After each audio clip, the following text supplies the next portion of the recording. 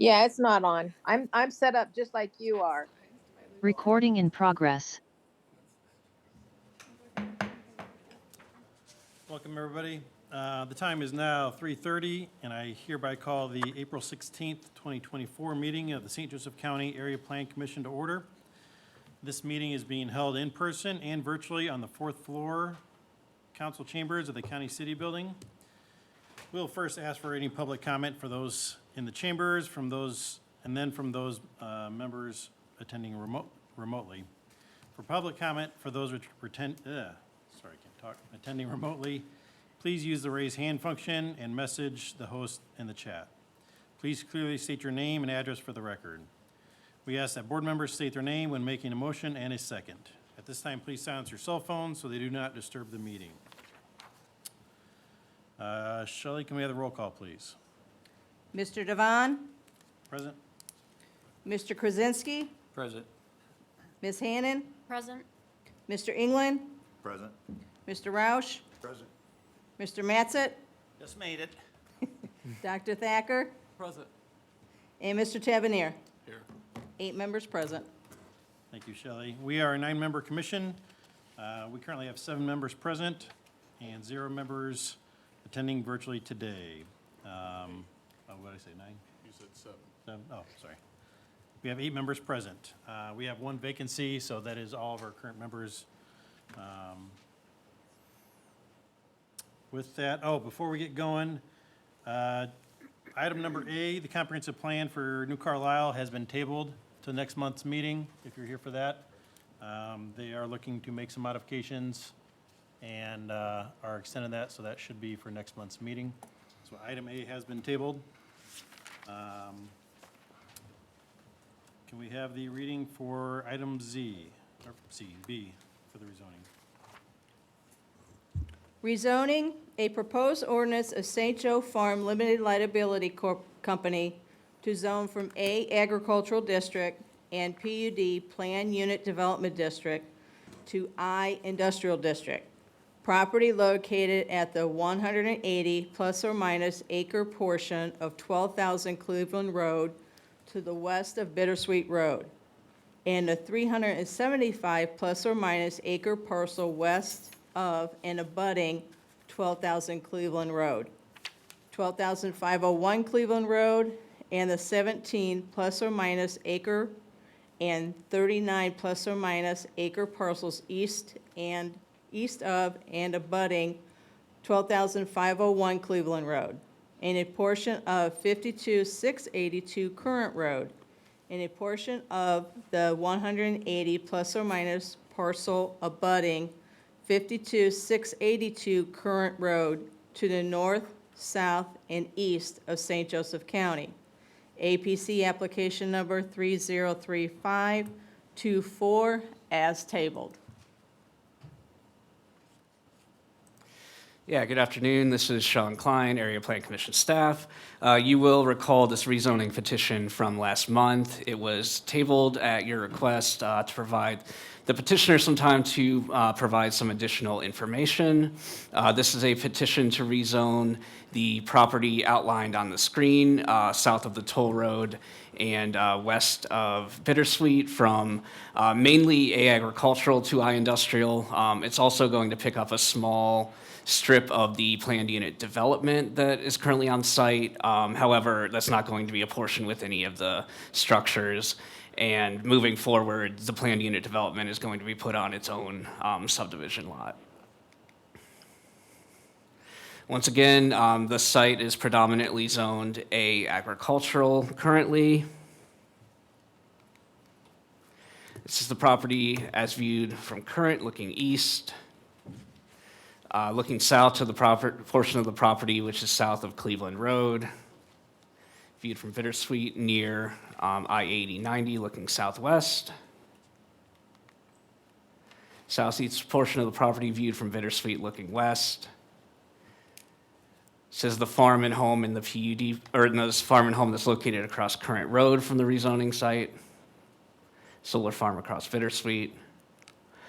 One of the main updates I have for you is I was provided with a more detailed preliminary site plan from the petitioner. Previously, they had submitted this site plan, which shows the outlines of the rezoning, and then Jude Creek and the flood hazard areas. The new site plan does show where the first phase of development is to take place, that being on the north side of Cleveland Road in the northeast corner. They're proposing 3 buildings with ground floor areas ranging from 2,600, 2,000 square feet to 602 square feet at the northeast corner, and then showing an electrical substation to the south of these buildings. The area south of Cleveland Road, a portion that is outside of the floodplain along Jude Creek, is proposed for future development. But again, that is in the southwest portion of the rezoning property, well outside of the flood hazard areas. Additionally, if you look at the site plan, they are proposing a 200-foot green space buffer along Jude Creek.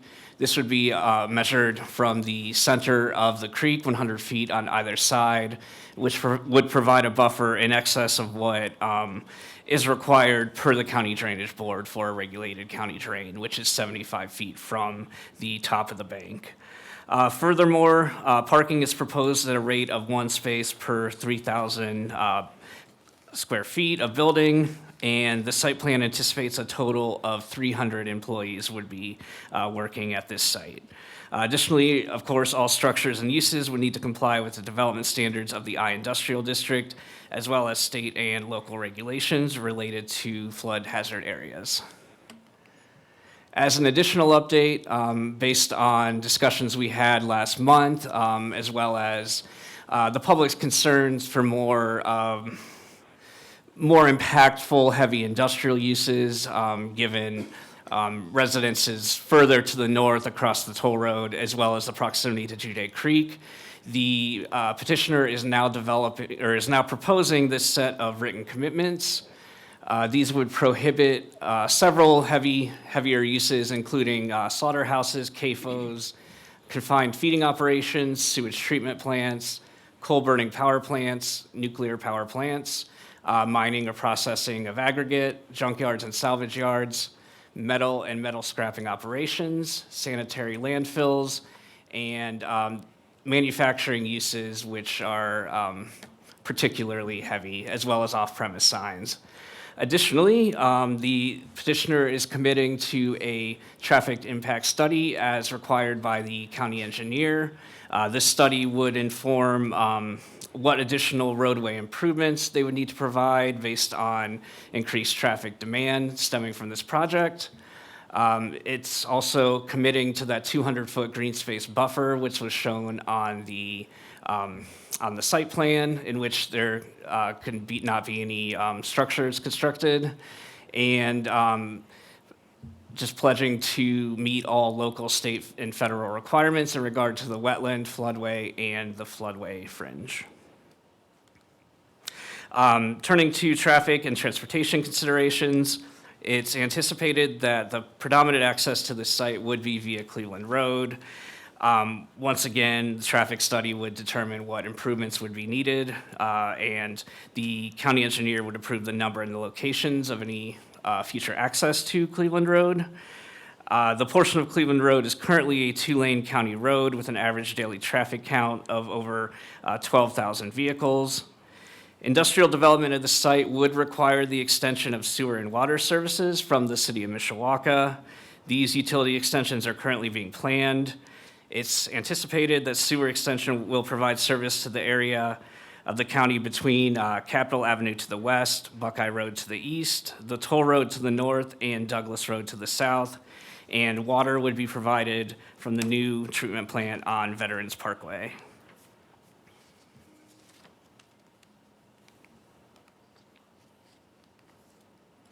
Return to those in a moment. Turning to the state law criteria to use to determine whether to rezone a property. The proposed rezoning would advance several of the listed goals of the 2002 comprehensive plan, including a goal to ensure that there are suitable areas available for future industrial development. and that industrial uses shall have access to municipal water, wastewater, and sanitation services. Additionally, that light industrial uses be located within 1 mile of a limited access highway interchange. It also advances the goal to locate employment uses in such a manner that conflicts with residential land uses are minimized. The future land use plan of the 2002 comprehensive plan doesn't contemplate any specific land use in this area. But when you look at the 2003 Capitol Avenue land use plan, it does call for industrial uses within a master planned corporate park on the portion of the property north of Cleveland, which is consistent with the business tech park use which is planned for this rezoning. The only portion north of Cleveland that does not plan for this use shows open space, and that's within the floodway and flood fringe around Jude Creek, where development is not anticipated. South of Cleveland, again, it does show this more as open space, and due to that floodplain. It's anticipated that given the difficulties and just general cost of developing or attempting to develop within the flood fringe, that the development pattern that we'll actually see here will be consistent with what is being proposed in this Capitol Avenue plan. Turning to current conditions and character, the site currently functions as a cultivated farm field. Although the area immediately east of Capitol Avenue, between the Toll Road and Douglas Road, has historically been zoned agricultural, suitability in the area, this immediate area for agricultural use, is likely diminished over time, as we've seen consistent development with Mishawaka moving in from the east, as well as major subdivisions north of the Toll Road, and then further south of Douglas and along Ash. So consequently, these county roads now see a high level of traffic, which likely makes agricultural use in the immediate area less ideal. As noted, Jude Creek does flow through the property, primarily on the portion which is south of Cleveland Road. In recognition of that, I alluded to the Jude Creek Task Force at the last meeting. The petitioner did have the opportunity to have a preliminary meeting with the task force on April 9th. The task force is a body that contains representatives from Mishawaka, County Engineering, the County Health Department, the County Surveyor's Office, County Planning, the St. Joseph River Basin Commission, University of Notre Dame Biology, St. Joseph County Soil and Water Conservation, Friends of Jude Creek, as well as the Isaac Walton League. And this preliminary meeting just really was a chance to begin the conversation, kind of get the concerns of the board and their recommendations that could influence preliminary development decisions. It was presented to the board that this is not going to be a manufacturing use, that is not expected to generate or divert any waste into the creek. Some suggestions that came out of this meeting from the task force was an agreement prohibiting objective types of industrial uses, as we've seen in those proposed written commitments, as well as the agreement to maintain that green space buffer along the creek. And they did express a desire to review any retention basins on site to ensure that it's unlikely that there would ever be any discharge into the creek, which is not anticipated even under extreme rain events. Like I said, I think this was really kind of the beginning of a conversation between the two parties. The petitioner did express a desire to be a good environmental steward and continue to meet with and take the advice of this board. Turning to the most desirable use, we find that based on the availability of sewer and water service, which is very limited in the unincorporated county, as well as proximity to major arterial roads and the Indiana Toll Road, as well as extremely sparse nearby residential uses. There's really 3 residential uses in the area that aren't well north, buffered by the toll road. For these reasons, we find that industrial development is the most desirable use of this property.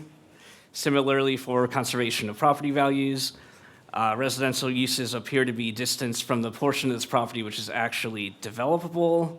developable in the sense that it doesn't fall within a flood hazard area. Additionally, the use prohibitions that are proposed will help to reduce adverse impacts on any neighboring properties, and industrial development should not impact the value of agricultural properties or the solar power generating properties in the area. Finally, we find that it is responsible development and growth to allow for industrial development in an area served by municipal sewer and water and along major street thoroughfares. Additional transportation infrastructure will be required if the traffic study demonstrates that it is needed. The City of Mishawaka and St. Joseph County are in agreement that utilities need to be provided prior to an industrial use. Consequently, staff does recommend that this be sent to the County Council with a favorable recommendation, subject to the proposed written commitments. We find that given the impracticality of construction within the floodplain, the development pattern will follow what's been proposed by the Capitol Avenue Corridor Plan, and that current coordination between the county and the City of Mishawaka will ensure that responsible and appropriate development occurs along the Capitol Avenue corridor, and further, that the proposed written commitments would prohibit the most intense industrial uses and protect sensitive environmental areas from the impact of future development. We did receive 2 additional letters in remonstrance since the last APC hearing. They varied in theme. One was concerned about the impact on property values and the environment. The other one was suggesting that there might be other locations in the county that would be more appropriate for this type of development. Other than that, I'm happy to answer any questions. Thank you. Thank you, Sean. Any questions by the commission?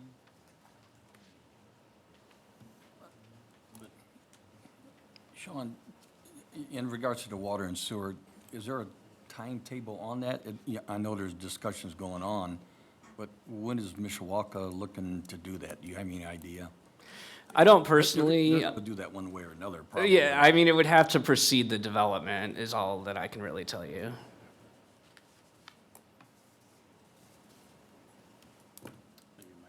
Maybe Mike knows that, but any other questions by the commission? Mike? Thank you. Mike Danch from Danch Harner and Associates, 1643 Commerce Drive here in South Bend, representing the petitioners. I think Sean did a good job of reiterating everything that we had brought up at the first meeting, explaining how the use of the property is going to handle.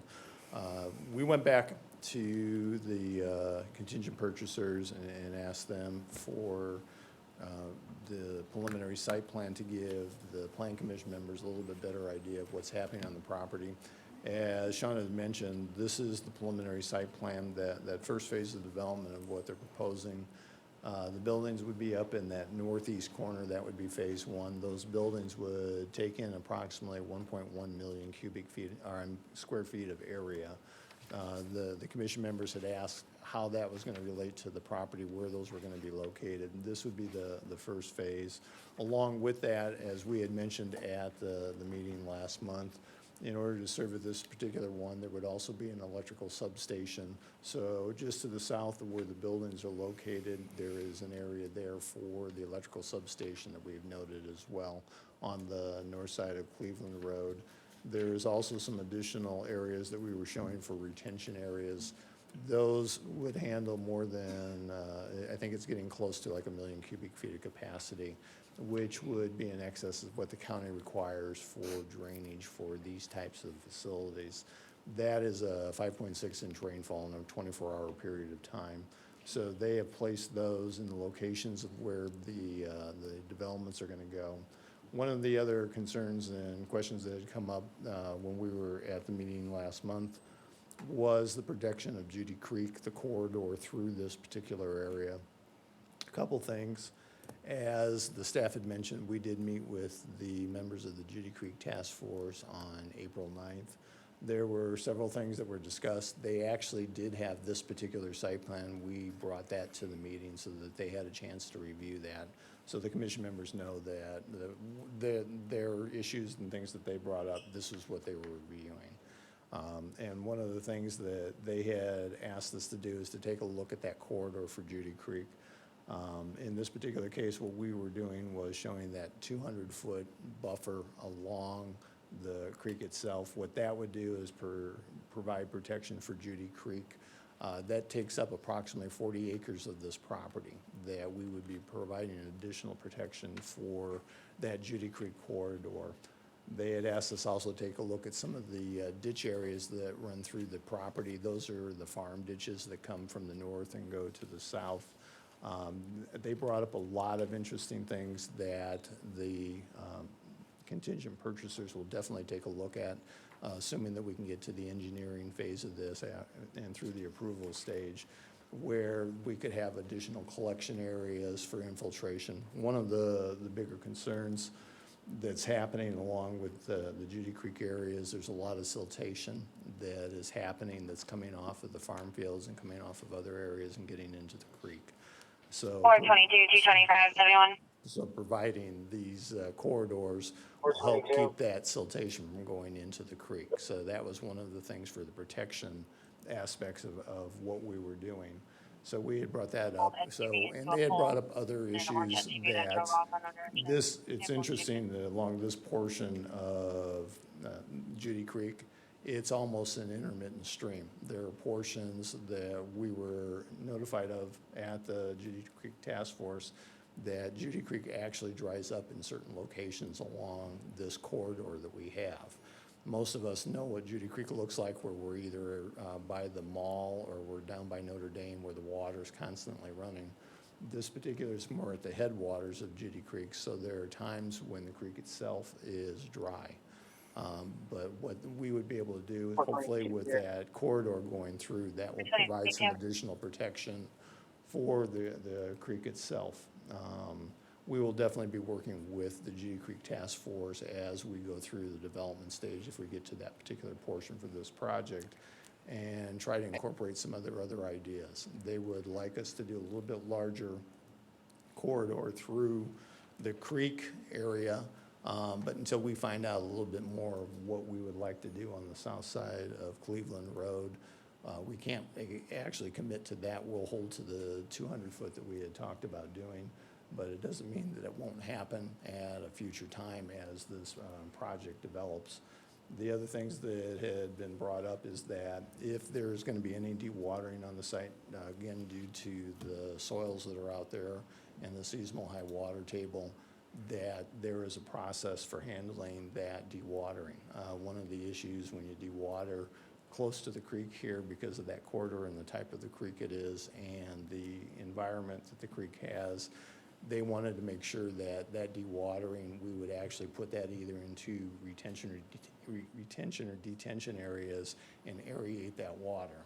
Because the water that gets pumped out of the ground has a lower oxygen content to it.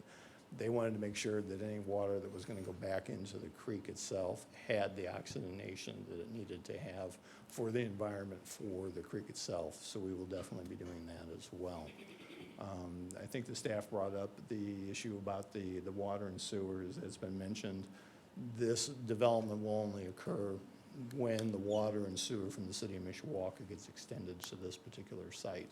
And as I had mentioned at last month's meeting, we will be working with the city of Mishawaka to determine where that corridor is, whether that will be coming down Cleveland Road and the water and sewer will be extended from where it's at now, which is Veterans Parkway, just on the north side of Douglas Road, where Mishawaka is developing their park area. So that would also have to happen in order for this to go through. We would have to have water and sewer service. The other issue that had come up, and I know that there was a concern about the type of farmland areas that are out here where this development was going, whether we're taking prime farm ground out of production. And actually, there's all sorts of farm ground in this particular area. The farmers had issues with actually growing farm production here and making it work. And the reason for that is because along the creek and in these particular areas, there's a lot of siltation going on. Core where the areas are being farmed, that siltation has a tendency to hold water. And so the crops that are put in there, whether they're soybeans or corns, the yields go down tremendously if those plants are constantly in an environment where the roots are in a high water table. And the farmer was actually really working against the odds to be able to get these to be productive. So I wanted to bring that up. That's from the history of this particular site for the farmer. They had 5 wells on this property that they were using to pump and irrigate the farm ground because of the soils and everything else that are there. Toward the north end of the site where you get up into where the toll road is, those are sandier soils. And then as you move closer to the creek, those where you get into the higher water tables. That's the Maumee soils, the Rensselaer, the Guilford that have a high water table, and that's where your yield goes down because for farm production. So those were the things that we would take into account as well. The other thing that we had committed to, and I believe I brought it up last month, was the traffic impact study that would be required by the county engineer. Most of the access that we would be doing would be off of Cleveland Road, and also there was one off of Bittersweet Road. There's an extensive request by Sky Meadow County Engineer of what he would want to see in that traffic impact study. It relates not only to the driveways that are used for this particular development, but it's actually off-site as well. So as you go west and you get over to where Capitol Avenue is, if that traffic impact study starts showing that there's going to be a problem with the, basically the queuing areas at that intersection, there could be additional improvements that would be required as part of this development to make sure that that traffic flow continues. And also, even during the construction phase of this project, there would have to be things done so that if Cleveland Road here, where we have that 12,000 cars per day for traffic, that if for whatever reason that road gets broken up, it would be the developer's requirement that they would have to go and put the road back in place and bring it up to the standards that the county wants for that particular one.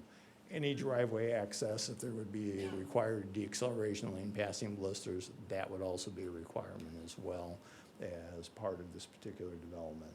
The staff had mentioned that there would be 300 employees. That would not happen all at one time. That would be phased in over a period of time as the project developed. And the bigger part would probably be the construction traffic. Sky has put together almost a memo of understanding for the construction, where the construction traffic can come in and go out of the site to make sure that it doesn't provide excessive damage for any of the county roadways. So that would be done as part of what we do here. The other part that I think the staff brought up, and they put in your package, and it's also going to be done as part of the approval procedure, would be the written commitments. Those written commitments limited the types of uses that would be able to go on this particular site. Those are similar, I think, to the IEC, and I'm sure the staff could bring that up, but of what was required there for restrictions for land use out by New Carlisle. So those would be similar things that would be done at this particular location as well. What we would ask for, hopefully, is your favorable recommendation for this development. If you got any questions for me, also, I'd be glad to answer them. And if I missed something, I mean, let me know and I could answer the question. Thank you, Mike, for Okay. bringing that back and all No. those things that we asked you for. All right. Anybody? I did have a question. The 300 employees, is that shift work or is that daily, like typical traffic hours that they'd be entering and exiting? It would be probably the daily traffic. And again, that's going to happen over a period of time. So it isn't day one. There's 300 employees at that particular site. It may ramp up to that at a point in time. They may start out with only 50, 60 employees and then work their way up. Thanks. And you did say the primary access most likely was going to be off Cleveland Road. Is Yeah, that the plan? as part of what we were doing with the subdivision process, we had submitted, we had shown a couple of access points onto Cleveland Road that Sky was okay with. There was just one access point on Bittersweet at that location. It's almost like halfway up. If you're familiar with that area, right on the other side of the street, on the east side of the street is where the solar farm is. That driveway is about right at that location. There was a reason for that particular point. We have that bridge coming over the toll road, so that driveway location right there provides almost 28 to 29 seconds of sight visibility, and that's assuming a car going 60 miles an hour. Of course, we know that's not the speed limit, but that's what people do. So that gives plenty of sight distance to ensure that there's not an issue for any cars pulling out onto Bittersweet.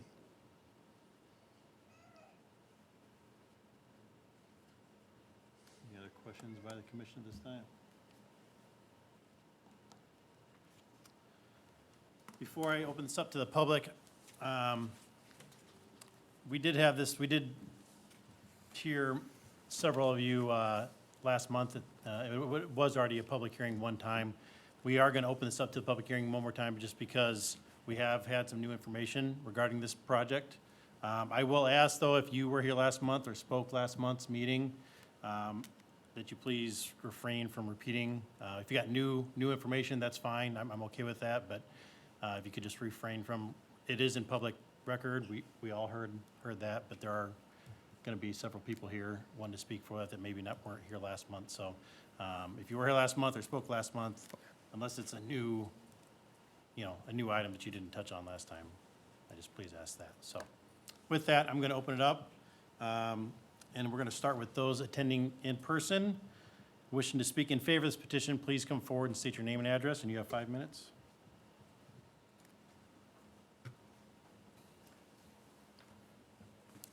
Frank Augustino, 131 South Taylor Street. I'm speaking in favor of this application. I was present at that prior meeting. I did not speak at that prior meeting. I note that under the permitted uses for an industrial district are child care centers, again, these are primary uses, restaurants, veterinary clinics, private parks, public utilities. These are all acceptable uses under industrial, listed as primary uses. The uses that have been excluded under that commitment are listed as special uses, which would require a separate application. That's your slaughterhouse, your nuclear power plant, your sanitary landfill, and none of which this is. Under the primary uses, number 10, and a data center, that is what this is. You're going to have computers, servers, put in these buildings. Why at this location? Because you're going to connect into fiber optic links that are going to pass along the highway, and fiber optic links are going to pass along the railroad. This is in that perfect location for that, where this particular buyer can secure that location. There'll be sufficient buffers around it with green space around it, and that's why it's asked to put there. I'm speaking in favor of this because I'm in support of a willing buyer and a willing seller to be able to transact business and to make their own decisions with regard to their property. As you've already heard on the recommendations from the staff, this meets the criteria for approval. I would ask that you approve this petition. Thank you. Frank.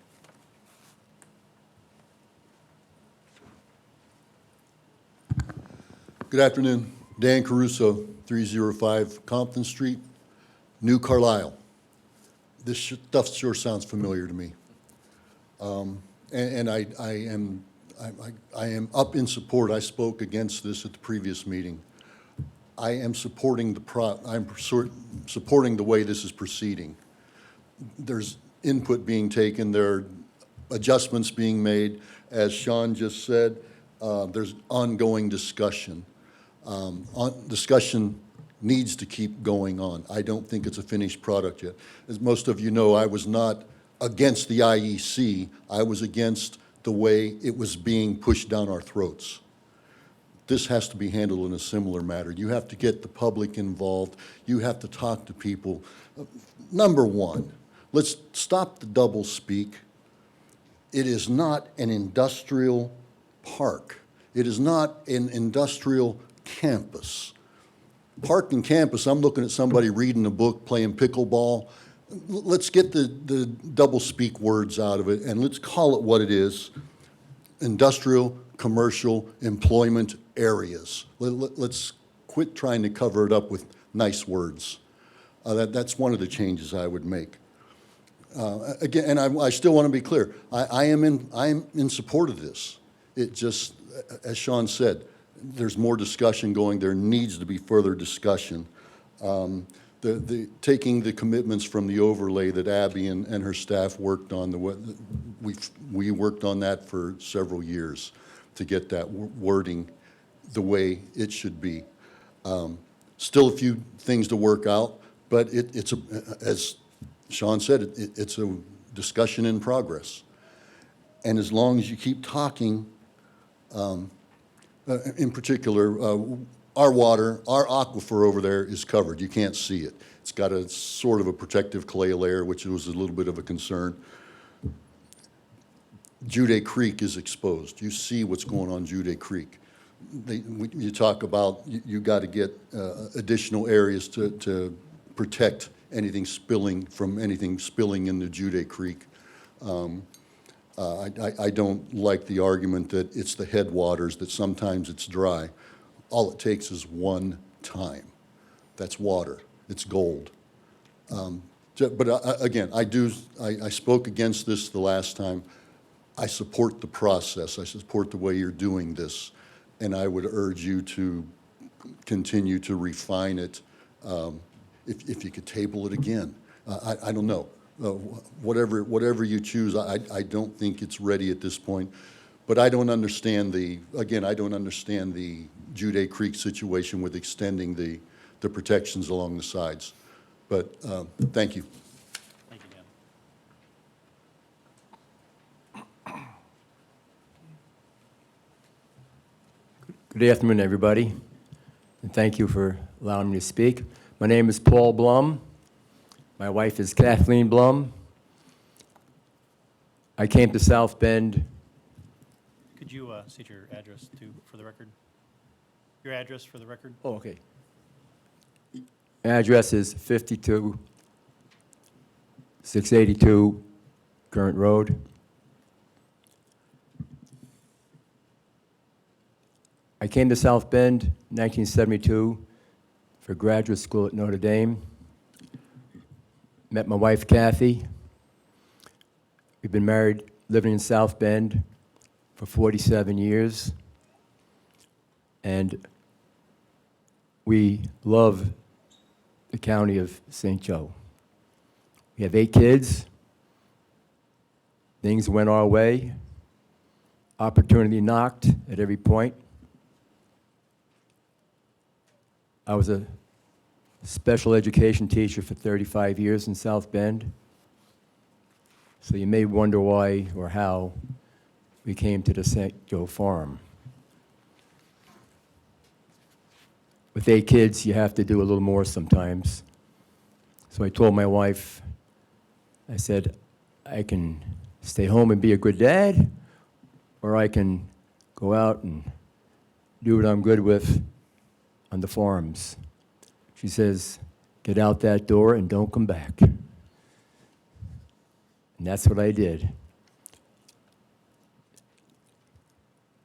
When we first bought the St. Joe Farm, there were 29 buildings, and I was advised to knock them all down. The history of Notre Dame and the St. Joe Farm, knock them down. I didn't knock any of them down. We stretched and stretched, used our imagination, and we made the St. Joe Farm into a comeback story. I met a man named Ralph DeMeyer in 1972. Some of the older folks might remember him as our sheriff in St. Joe County. And he said to me, if a kid graduates from high school, keeps his nose clean, he can get a job and a good paying job at a factory, marry his high school sweetheart, and live happily ever after. That was 52 years ago I heard that, and I never forgot that. I was a little late. I married my college sweetheart. A little bit late, but that's okay. The St. Joe Farm in 1960 stopped feeding the University of Notre Dame, and it became an ordinary farm, rented out, raised some beef cattle. At the same time, you might remember in St. Joe County, jobs were tough. I can name all the big factories that are no longer here, and so can you. The St. Joe Farm was the #1 farm in Indiana, the largest dairy produced. It supported Notre Dame. Then it fell into a lesser degree of importance. St. Joe County had the same problem. They lost tons of good jobs. When I first came here, everybody said, I lost my pension from Studebakers, and on, all the way down, all the big companies you know. My wife and I struggled and strained and kept every building on the farm, renovated them, rebuilt them, turned the farm into a seed corn production. It was the #1 seed corn farm for Monsanto in the world. We were #1 every year for our hybrid. And then the creek got too much mud and raised the level of water, and we were rejected because the farm was wet. We lost 40% of our income. Seed corn was important.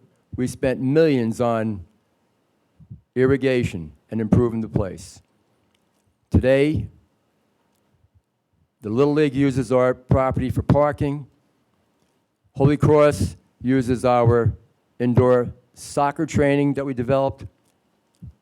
The kiddie soccer uses it. And we have a wedding facility that has 22 events a year. Imagine the money that comes in for that. Paul, you got 30 seconds left. Pardon me? 30 seconds left. Thank you. Every county needs to be safe, secure, prosperous, wholesome, and filled with good spirit. I am 100% in favor of prosperity, and I do not want my kids to leave and my 16 grandkids to be someplace else. That's why we're going to live right at the farm, right in the midst of everything, not be fearful of anything. And I welcome prosperity with full heart. Thank you very much. Thank you, Paul. Anybody else wishing to speak in favor?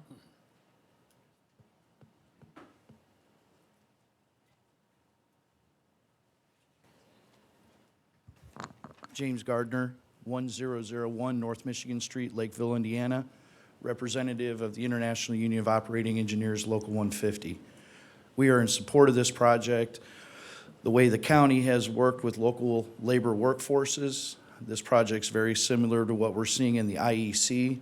We anticipate that this will capture more graduates of local high schools, bringing them into the trades, and we're very confident that this project will be utilizing local construction workers to feed their families. We think that we should keep the foot on the gas while the economy is good. We've seen things go wrong in the past in 2009 when things go south. So when the going's good, you keep on going. So we're in support of this project. Thank you, James. Anybody else present wishing to speak in favor of this petition?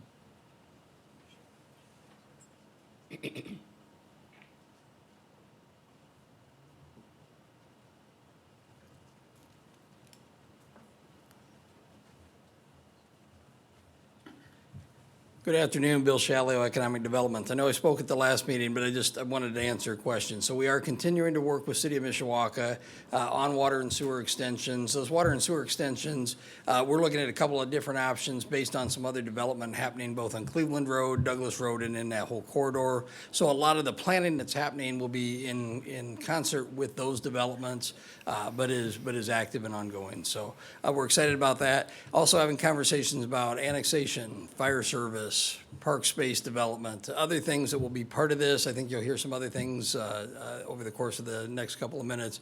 But we're excited about this project, the opportunity for this, and any questions, we'd be happy to answer them. Thank you, Bill. Anybody else in person?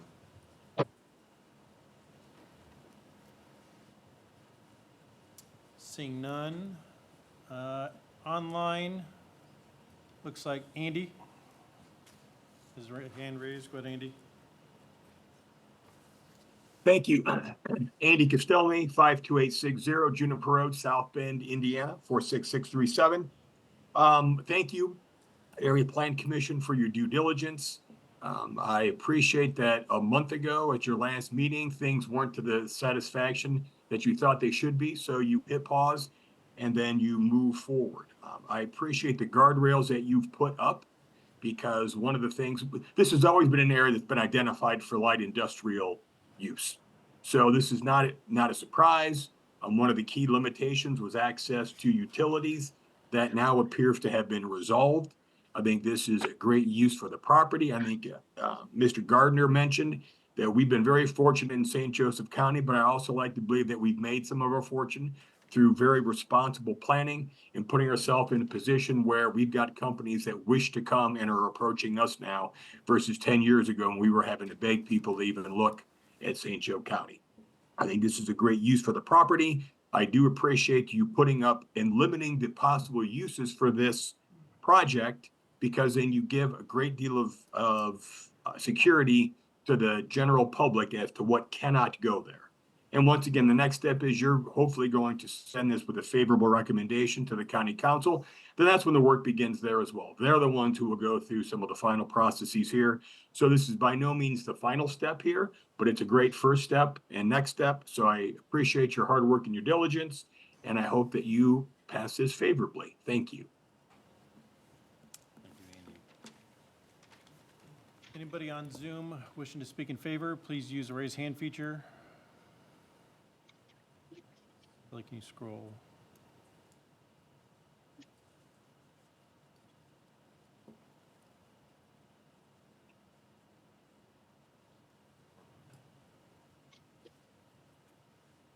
Seeing none.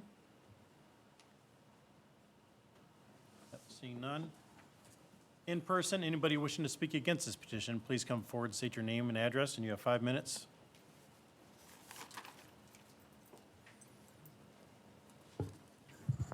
Good afternoon, Deborah Durrell, 21677 Auten Road, South Bend. Thank you for hearing me today. I am speaking against this petition because not all farming is the same, not all developments are the same, and not all waterways are the same. I had sent in a letter of remonstrance on this, which you probably have. However, at this point in time, I am standing on the fence on this project because I do appreciate the work that has been done around the Judy Creek and the buffering that we are talking about there. However, an example of that kind of thing would be, as was mentioned earlier, the IEC. In the IEC, they are planting 50 trees to replace a few hundred that they have taken down. That is not adequate. So I would encourage, as this process moves forward, that we continue to look at additional ways that we can protect the Judy Creek. And I also feel that it's about time that the zoning efforts recognized that not all farming is the same and not all waterways are the same. We have different categories for industry, commercial, and those kinds of things. And at this point in time, There is a value to this land, especially around the Judy Creek. And in spite of the other farming that is around there, that taken in context with the history of the farm, that this would be a perfect place to raise the value of the farmland itself, give it a better category than just the same as industrial agriculture. As industrial agriculture, as you may see in the letter I sent, I am not a fan of that. I had spent the last 10, 12 years as an organic regenerative farmer, particularly for this reason. And I know that in industrial agriculture can be remediated and regenerated to produce clean human food in about 3 to 5 years. And the Soil and Water Conservation District and the Natural Resources Defense Council can show anyone how to do that, and they're working very hard to do that. I would like to say that both rural and urban areas are fast paving over any vacant land with concrete. That is legacy damage. Big industrial farming is damaging, and it is causing ongoing damage like pollution. But once you pave something over with concrete like that, that is no longer living land. We are losing our legacy in land here. Thank you. Thank you, Deborah.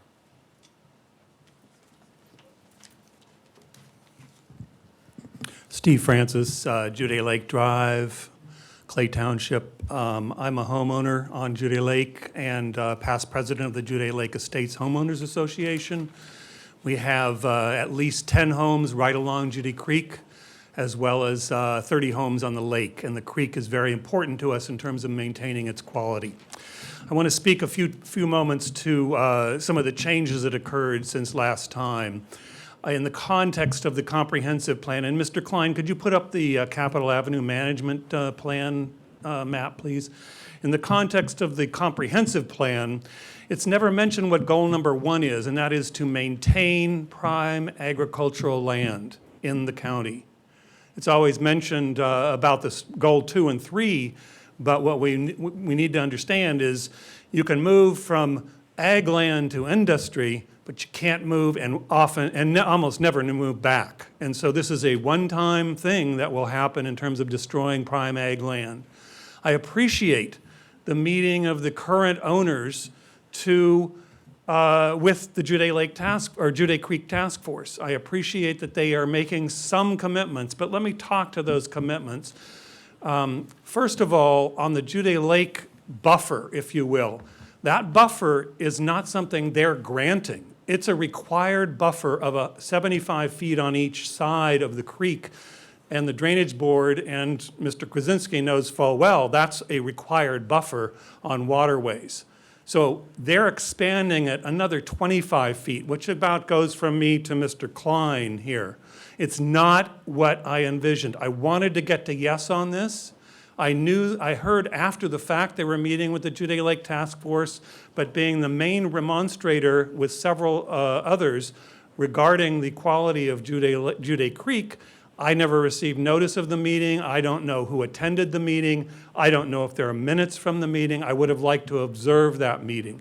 I do appreciate that the owner, I don't know about the new owners, but the old owners willing to work with, at least work with that. First I heard this was a data center.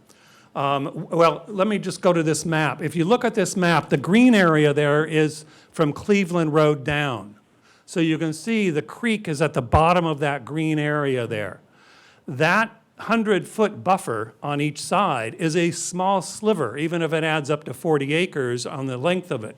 If you look at the rest of it, according to the Capitol Avenue Management Plan, which is supposed to guide development in this area, that should be retained as green space, open space, parkland, not because it floods necessarily. You can't build on a floodplain. We all know that. That's not adequate protection. But because this is prime land to protect the watershed, I envision that it could become a park area. I envision that it could be both flood control and water quality increases with bioswales and such that could happen if we had a conservation easement, which I recommended last time. Now, we don't have time to get a conservation easement in place.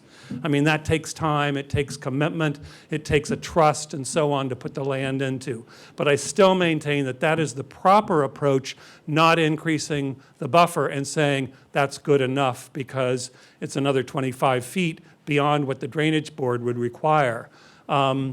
So look at that. All the way from Cleveland Road down to Douglas Road is regarded as park or open space. But you're going to, in this decision, turn it into an industrial zoned area. And the owner, whoever comes in, first I heard it was a data center. That's been a well-kept secret. I figured it was, but I didn't know. But they can do anything with it according to the zoning laws and the zoning regulations. They're not restricted. You can't stop them. The county council couldn't stop them. The area plan commission couldn't stop them. So we have to what? Rely upon the trust of a new owner who might sell that property? I think it's premature.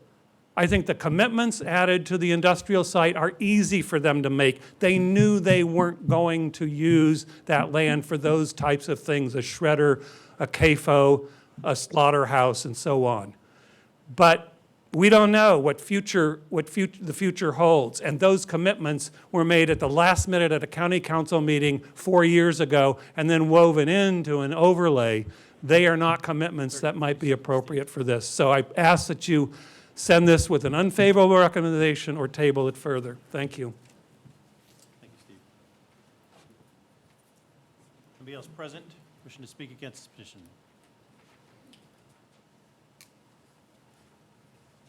Well, hello, thanks for listening. I am Ken Lindsay, the Harris Township trustee, 13981 State Road 23 in Granger. I'm also a fire commissioner on the Clay Fire Territory. Harris Township is serviced by the Clay Fire Territory. We have 5 fire commissioners. I happen to be one of them. I appreciate your listening. I hate to be slotted into opposed because what I hope to do is provide some information and things to think about, and I kind of like the idea about people working together. As a matter of fact, my understanding is there are some communities where everybody works together for the greater good. And the closer we can get to that, I think the better off we will be. However, the first I heard of this was after the last meeting where I saw it in the news. So obviously I haven't been part of this. That's okay. That's fine. What I hope to do is provide some information to you so I don't miss anything. I'm going to read, and because I don't have bifocals, I'm going to do this. But the intent here is provide information. Some of it you may say, not my job. This isn't my job, so I get that. But if it's of any help, then I've done my job. I'm here to represent the residents of Harris Township. And what we'll see is to a large degree that's going to be focused on fire protection and based on history. So you'll get a little bit of fact and a little bit of opinion. But I'd love to have an entire process. I will tell you that if it's a data center, they're not going to be tech jobs. So if anybody says to you it's a tech park or anything, it's not. It's going to be people who are able to keep a building open, a parking lot clear, a building secure. These aren't tech jobs. Data centers are managed remotely. You're not going to have high-paying tech jobs, and that's not what you're enabling here. Maybe you know that, but I thought I'd let you know my 29 years of experience with IBM supports that position. I will tell you that if water and sewer and electric are extended, that's great. By the city of Mishawaka. I will also tell you it won't hit those areas where people say, hey, I could use this because I have a septic, or I could use this because I have a well. City of Mishawaka will not extend those services to existing residences or anything like that. They'll do it for new, and they'll get paid for doing it. So nice of them, but they'll also get paid back, and it won't help any issues in the Granger area. And oh, by the way, I'm kind of the default. As people may or may not know, Granger has no elected government. I'm Harris Township, lots of Granger sits within it. That's why I'm here. I hope to express some support and maybe some insight as part of this process. I think everybody can work together and get there, but hopefully with the additional information, which some of it may be new here. When this goes in, 0.8 of a mile from Harris Township Fire Station 25, there will be demands. There will be demands on planning. There may be demands on special ways to fight fires. For example, with the Buckeye Terminal, we had to have at one time some foam and the way to dispense foam and procedures and how to respond and how to react. If it's 1 million square feet, somebody's going to have to inspect that from the fire department. So there will be an investment of resources, and I don't even know what happens if somebody along the line provides a tax abatement for this and then we don't get paid for that. We're under a lot of stress as a fire department. Fire department people won't tell you that. They won't tell you a lot of things. They'll just do their job because they're good people. But there is stress that comes with that. Not to mention if somebody gets locked out of a car in the parking lot or you smell a little smoke, and that we're going to be dispatched. And that's fine. That's our job, as long as it's Harris Township and being provided by Harris Township. Now, I'll tell you what's going to happen, and I wish there were a betting market on this. City of Mishawaka will annex this. When the City of Mishawaka annexes this at some point, they will take over. They will be responsible for fire protection. They will be responsible for police. They will be responsible for a lot of things. As the Harris Township trustee, I know when the City of Mishawaka annexed into the Capitol Avenue corridor and into Heritage Square, guess how many green space, public green space or parks they put up there? 0. I've reached out to them, including the last time by St. Pius when they said, we're going to put 300 new units up here. What are you going to do for green space? Ken, you got 30 seconds left. No plan. Okay? So my experience is that the services don't always follow. I can't remember the last time I saw a police car in the general area. From a fire protection standpoint, we're going to be dispatched under mutual or automatic aid.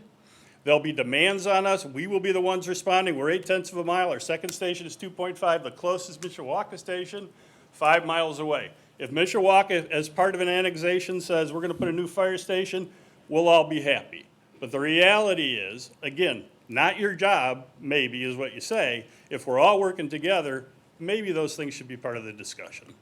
Thanks. I appreciate your listening. Thank you, Ken.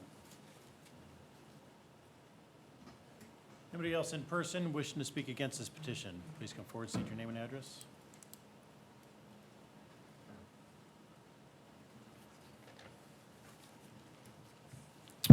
Hello, my name is Andy Rutten. I live at 55304 Cedar Trail. I live just over a mile to the south of this property. I'd like to speak in favor of tabling this again. There's two main concerns that I have, and I'd like to be brief because I think some of this might have already been covered with other speakers. But the county comprehensive plan does emphasize preserving farmland in our community. And this project seeks to rezone almost 1,000 acres from agriculture to an industrial use.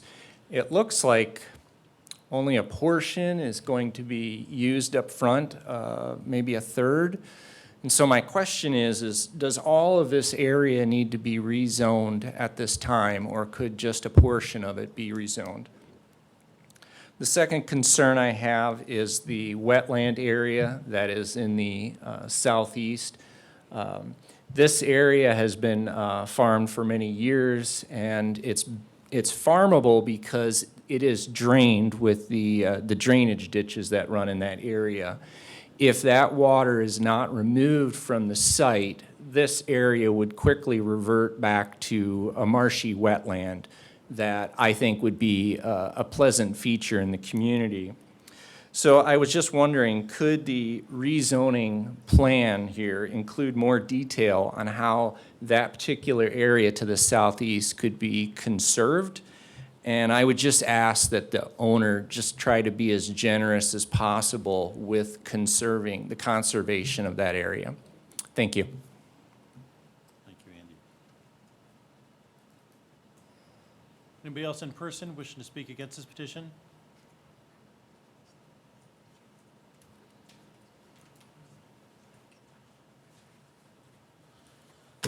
keep it short. Jason Felty, 53532 Bittersweet Road, Mishawaka, Indiana. I did speak last time, so I won't repeat myself. What I like to do, though, is I like to share these with you, because I'm not familiar with the map, but I am a house that sits 200 feet from this proposal area. I have grandchildren.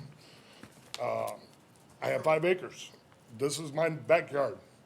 I have some photos here that I'd like to share with all you guys. And I know it's not what's happening now, it's in the future, but what is happening now out there on Bittersweet in Cleveland with the pipeline, gas line, we already have people pulling in our driveway, using it as a turnaround with no trespassing signs. Also, there is no way to get through on Bittersweet Road come 4 o'clock. If there is a fire at our residence, impossible to get through. It's backed up all the way. Same with Douglas. When you're heading east on Douglas Road toward Bittersweet, I have photos in here with time slots that state the traffic. Traffic's gonna be bad. When they do this, they are going to widen Bittersweet in the future, I'm sure, taking away from my property. That is agricultural. So I would just like to present this with you, and you guys look them over. Thank you, yes, you can keep them. Thank you. Thank you, Jason. Anybody else in person wishing to speak against this petition?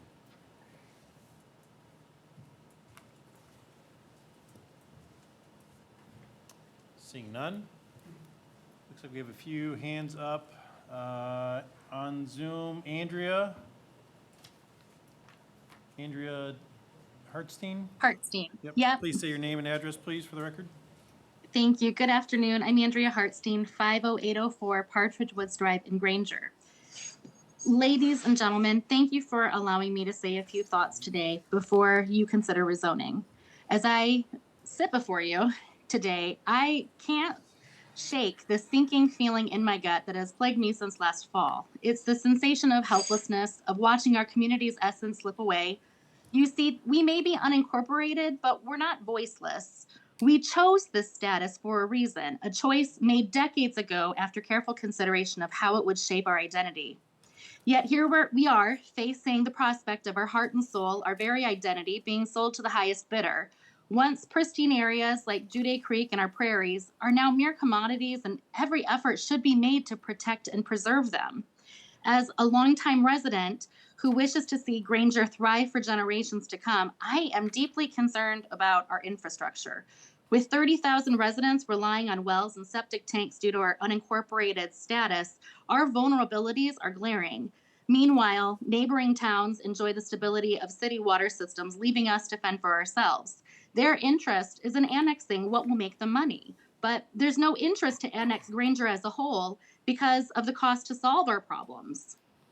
The rapid development encroaching upon our farmland has left us reeling. In a short period of time, we've already lost almost 400 acres.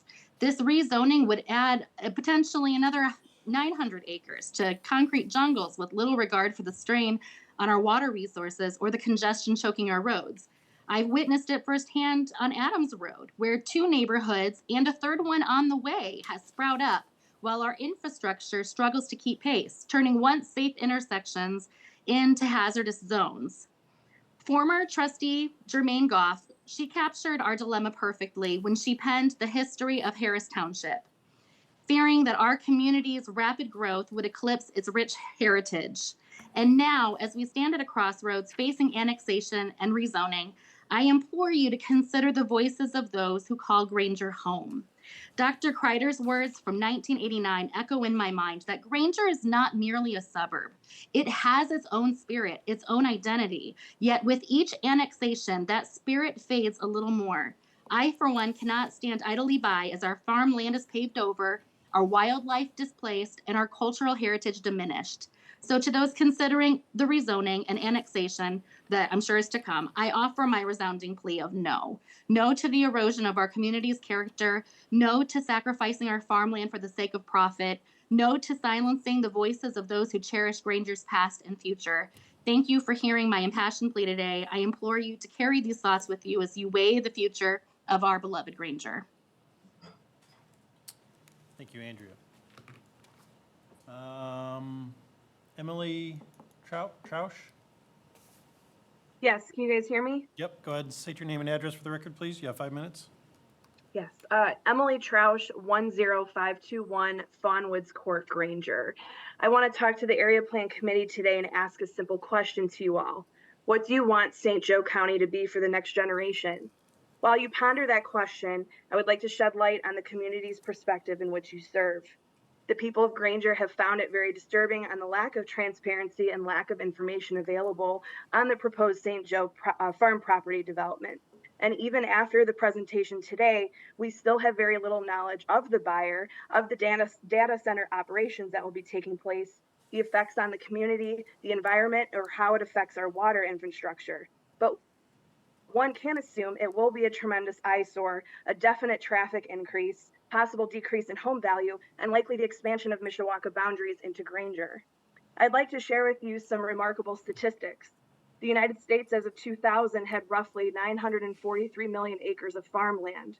Looking at 2022, the U.S. farm acreage decreased to 894 million, which is a total loss of all of Indiana's farmland 3 times over. And when calculated, that means we lose 4.2 acres of farmland every minute with no signs of slowing down.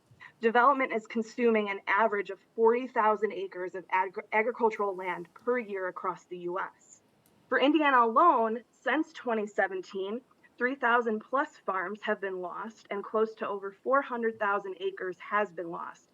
These numbers have obviously since increased. The Indiana Department of Agriculture states that Indiana's farmland is credited for bringing in $31.2 billion to the state's economy and emits much less greenhouse gases to prevent tens of thousands of metric tons of carbon dioxide versus industrial developments. Where are the conservation efforts? What effort are you putting in to slow the rate of decreasing Indiana farmland? Why not take our investment into improving our local farmland? Again, ask yourself, what do you want St. Joe County to look like in 25 years? Do you think it will still be a desirable place to live? Do we want our children and grandchildren to be surrounded by a concrete jungle, or do we want them to help nurture the land in which Indiana was founded on what the people of Granger love about their town? What pride can we find in selling off farmland, no less a historical staple of our county like the St. Joe farm property, to a likely foreign buyer? The answer to that is there is no pride. The county council can amend tax abatements all they want to justify this choice, but you still hold a part of Indiana's soul to a likely foreign entity, and there will never be honor or a win for the county with that decision to give it up. This proposed zone change would be a disgrace to St. Joe County, and the way in which the public finds out about deals after they are finalized with workers already digging up the soil is abhorrent. Something needs to change, and you as the Area Plan Committee have that power before it's too late. I would ask that you take this time to hear your community, to be transparent, and inform us of what your intentions are here by rezoning this property. Thank you. Thank you, Emily. Looks like we have Allison Mintzberg. That's all right. Hi, Allison Minesberg, 2633 Arrowhead Drive, South Bend, Indiana, 46628.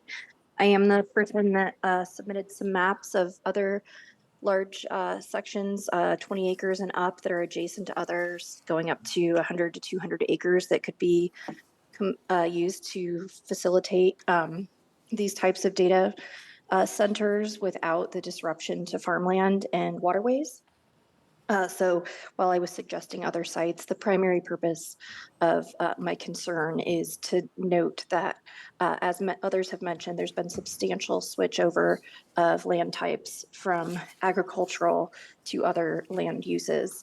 And those land uses are not typically going from agricultural back to the wetlands that were drained to promote that, or the forests that were cut down, or the prairies that were mowed. It's almost exclusively going toward those concrete jungles. When I hear that there was a meeting held with the Isaac Walton League and other constituents, that's reassuring in terms of opening a dialogue. But when I see that the comprehensive plan is something that has to be considered when reviewing these, and the new comprehensive plan has not been discussed or brought up or shared with anyone in quite a I think it's been years now since I participated in that new St. Joe County Comprehensive Planning sessions. I'm concerned that our voices are not being heard, and it's difficult to have any trust in our government or in the processes that are already pretty limited by state statute and don't really reflect our local values to begin with. So we do attend these local meetings because we hope to have a voice, and we attended those comprehensive plan meetings because we hope to have a voice.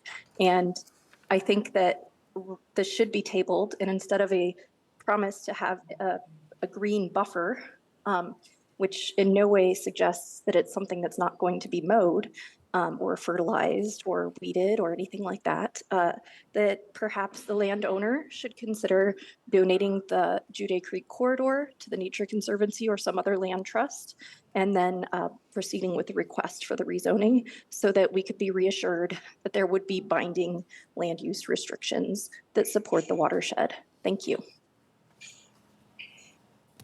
Thank you, Allison. Jeff Langer? Go ahead, Jeff. Good afternoon. Jeff Leininger, 12039 Douglas Road, Mishawaka. Can you hear me okay? Yes, go ahead. We can hear you. Also, adjacent landowner, longtime area farmer, member of the community, lifelong resident. So I spoke last time. I think there's a couple things worth reiterating. There's a noticeable absence of the Farmland Preservation Committee, which was put together by the Executive Director of Area Plan in order to address issues like this. Also notably absent is area plan proponents of the ag preservation in Harris Township. It was not too long ago that these individuals were opposed to 8 acres of rezoning in Harris Township, and it's interesting that they're notably absent when we're talking about 900 acres. I think there's some other things that are inconsistent in some of the things that have been said and reported. First of all, the petitioner has been involved with unpermitted dredging in Jude Creek at least twice that John Law has been involved with since taking ownership of the farm. I think also there's been removal of bald eagle nesting grounds that that have been known to be on the farm for several years, and those grounds have been removed and piled in the corner of Bittersweet and the toll road. I don't think you get the title of environmental stewardship when you have this type of track record. So I think that's very misrepresented in some of the comments. I think the other thing, there's probably nobody that knows that farm better than the Leininger family, the Lehner family, the Wagners. And I think it's pretty pitiful and pathetic to say that that's not highly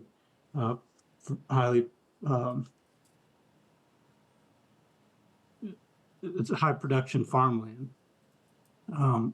There's some things that are very inconsistent.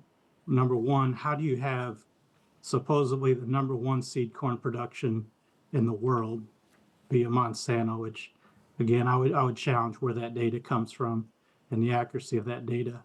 And yet you have poor fertility soils that are not feasible to use for agricultural land. Secondly, why would you invest money in irrigation systems when you have such undesirable high water tables? You don't see irrigation systems in the southern part of St. Joseph County, near Madison Township, as an example. Those are prime farmlands with high water tables and no need for irrigation. Again, there's a dichotomy here in the storyline, and there's some inconsistencies in what this is really all about. I think it's worth, at the very least, tabling this. I'm opposed to this recommendation to move forward with this re-permitting, mainly based off of the inconsistencies and the misinformation reported. So I think There's need to be more time devoted to this. This once was an iconic farm of St. Joseph County and probably the state of Indiana. That hasn't been the case since 2008. And if we were going to talk about, decreased fertility, you have to put nutrients back into the soil. If you take them out, and that clearly has been a problem at this location. I think when you look at the definition of highly productive soils, we know what highly productive soils are capable of and the yields that they produce. And these farms at one time certainly had that capability. I think that there's been some severe compaction on this farm because, quite frankly, the tenants didn't take care of the farms as it has been taken care of in the past by the Brothers of Holy Cross. And I think it'd be interesting to hear from the Brothers of Holy Cross if they were able to see what that farm has evolved into today. Nonetheless, I'll wrap this up. Again, I think we need to dig into some of the misinformation and inconsistency in the storylines and really look at what's the long-term scope of farmland preservation, not only in Harris Township, but St. Joseph County and the state of Indiana. Thank you. Thank you, Jeff. Nate Kelly? Can you hear me? Yeah, go ahead and state your name and address, please, for the record. You have 5 minutes. Yeah. Nate Kelly, 11355 Nicole Drive, North Granger, Indiana. I am just, as usual, anytime I ever get in front of any politicians, I just kind of question what the heck's going on, right? So I live like, I don't know, 2.5 miles from this, pass it all the time. It was news to me, right? There's got to be something going on there's got to be a better way to notify the public of these plans that you have, right? This is a very large investment that some company, whatever they are, whatever they do, they're making in St. Joe County, which is great. I'm all for it. I actually work in heavy industrial. So, I have been in some of the nastiest places that you could imagine. But I just wish that there was more transparency. Why can't we state what kind of business it is? It's not these things. Why can't we just say, if it's a data center, it's a data center, right? I feel like if it's a data center, the public is going to feel much better than if you say it's not X, Y, and Z, because there's uncertainty. And to me, that just, it's either that it's one of two things. It's that the company doesn't want us to know, or they have other plans, and that kind of goes to my next point is you guys are calling it a technology park. And I don't know, maybe it's been put into public knowledge somewhere, but is this buyer going to develop and use all of the buildings that they're showing on the plan for the same use? Or are they just gonna run one and subcontract or lease the others for different types of industry? Because to me, when I go to an industrial park, it could be a steel mill, and then next door there's some sort of chemical plant, a scrap processing plant, and mainly the steel mill owns all the property and they lease to all these other vendors basically. But to me, you're going to give these guys the pass to say, okay, do whatever you want as long as you don't do X, Y, and Z. But why don't we just come out and say, hey, it's a data center? Because I can tell you, I'd feel a whole lot better, because I know that it's not going to be a slaughterhouse. Okay, cool. This building, or not the building, the whole entire project is over 2 million square feet. Okay, that's 10 times bigger than any industrial building in Granger. This is huge. And the fact that, I don't even know, there's 40 people on this call. You would think that more people in Granger would want to know about what's going on in their community, but it's hard to even understand what's going on because the publishing methods of the county in general are antiquated. Some people just don't care about politics, but if one thing is taken from this, I hope that we find a way to improve on getting these records or these notices out to the people that it's going to impact. I haven't heard any information on, again, because what kind of business it is, it's all kind of hush hush. What kind of daily traffic will the business have? So are there going to be tons of semi trucks making deliveries in and out all day, every day? You know, I understand there's 300 employees, but are there going to be tons and tons of deliveries and you know, vendors present, things like that? And then what kind of tax revenue are we expecting to receive? And to me, just the cart is in front of the horse when it comes to, hey, the city of Mishawaka is going to extend utilities to this property.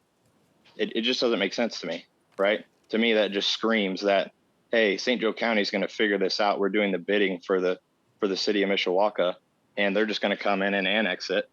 And then what happens? Have any agreements been made on the Nate, you have 30 seconds left. on the property tax? There's just so many questions. There hasn't been enough people notified, in my opinion, and I hope that you table it for that reason. Thank you. Thank you.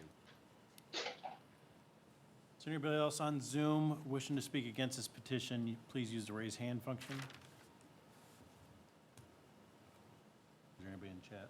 The chat? Can't see that.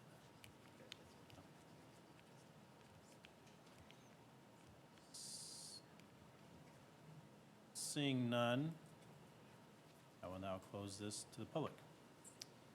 Mike, you have 10 minutes to rebut. Thank you. I'll try to go through those as much as I can. If I miss something, just let me know. One of the questions was brought up with that this was prime ag ground, and I think I went over that. That there are restrictions in the type of soils that are out here. This is not necessarily prime ag ground, and I think the owner had mentioned that as well. That a large portion of this property, just due again to the siltation that's been happening out there, the high water table that's there, that the acreage and also basically the amount of yield that you can get there has gone down over the years. And so I think that that's just one of the issues, that this is not the prime ground that everybody thinks that it is. And the farmer has seen that over the past couple of decades where it has dropped tremendously. One of the other issues that they had mentioned is that corridor that we're putting in Judy Creek, we are making it larger, but one of the bigger issues is, which was not brought up, and which what I had mentioned, is that the Judy Creek Task Force, there's a huge issue with siltation. So by putting in that larger buffer area that we had and keeping that naturalized, that slows down that siltation from getting directly into the creek. That's one of the bigger issues for that environment for the creek. So what's happening right now is, and when they keep talking about, well, we should just keep this as farm ground, that farm ground is allowing, every time it gets plowed, that farm ground is allowing more siltation to get into that creek. There's more nitrates getting into that creek because nothing is slowing them down. So changing the use over to this data center that we had talked about, that's going to help clean that particular environment for Judy Creek. You're going to have less siltation, you're going to have less nitrates going into that water. So that environment for Judy Creek is going to improve tremendously. So I think that that's important to have. Some of the issues were, one of them was annexation. As of right now, there is one point of contiguity of this property with the city of Mishawaka.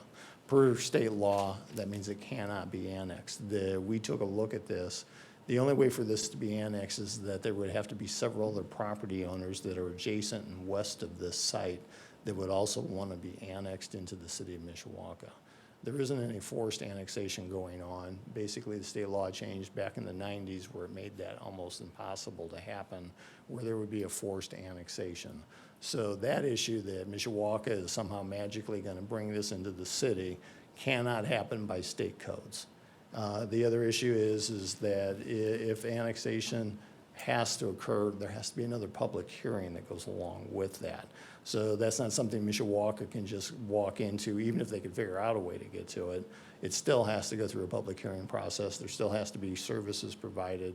There's a huge report that goes when you do annexations to make sure that you meet all the state criteria for annexing property into a city, and all the services that you have to provide. So I just wanted to be aware, there are a lot of property owners that would have to also agree for something like that to happen, and it would still take time for it to come in. There would be an agreement with Mishawaka for the water and sewer. So how that gets extended, how that cost is handled, that would be the agreement between the owners here and with the city on who pays for those costs and how it would get extended. One of the issues is that if someone thought that this was a foreign entity coming into this area, that's not the case. The contingent purchaser is here in the U.S., so it's not a foreign entity that is being done. The issues with the traffic and circulation out here is, I've probably mentioned at other public hearings, until you get a use in that you start doing and seeing the change in any kind of transportation, budgets don't allow you just to go out and improve roadways to 4 lanes, 3 lanes, whatever that ends up being for infrastructure adjacent to these types of uses. There has to be a reason to be able to do that. You have to be able to prove that if you're going to build up the roadways, why they're being done and why people would be taxed for those. So in essence, what happens here is you wait till that goes in. We had mentioned that with the use that's going to here for the data center, you're talking about 300 employees over a period of time. That's not a huge impact onto Cleveland Road, where your ADT is over 12,000 cars per day. Now, there are obviously issues because everybody likes to live up there in the Granger area with the roundabout, and you have traffic at certain periods of time where people are coming from work or leaving the house to go to South Bend or wherever they work at, and there's going to be some congestion. That's an occurrence.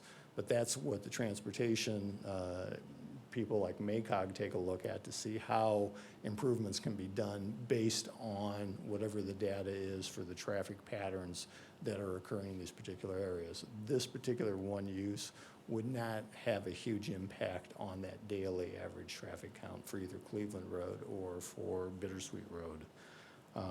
If I missed anything else, let me know. Oh, the deliveries with a data center, there would be very few deliveries, so you're not going to have truck traffic in and out of this particular facilities. They wouldn't even have any truck docks that would be at this facility. So from the usage, it would basically just be the employees that would be going in there, other than maybe a FedEx or something like that, or a UPS, but this is not a manufacturing facility at all. It's just a data center. If I missed anything, I'll certainly be able to answer any question.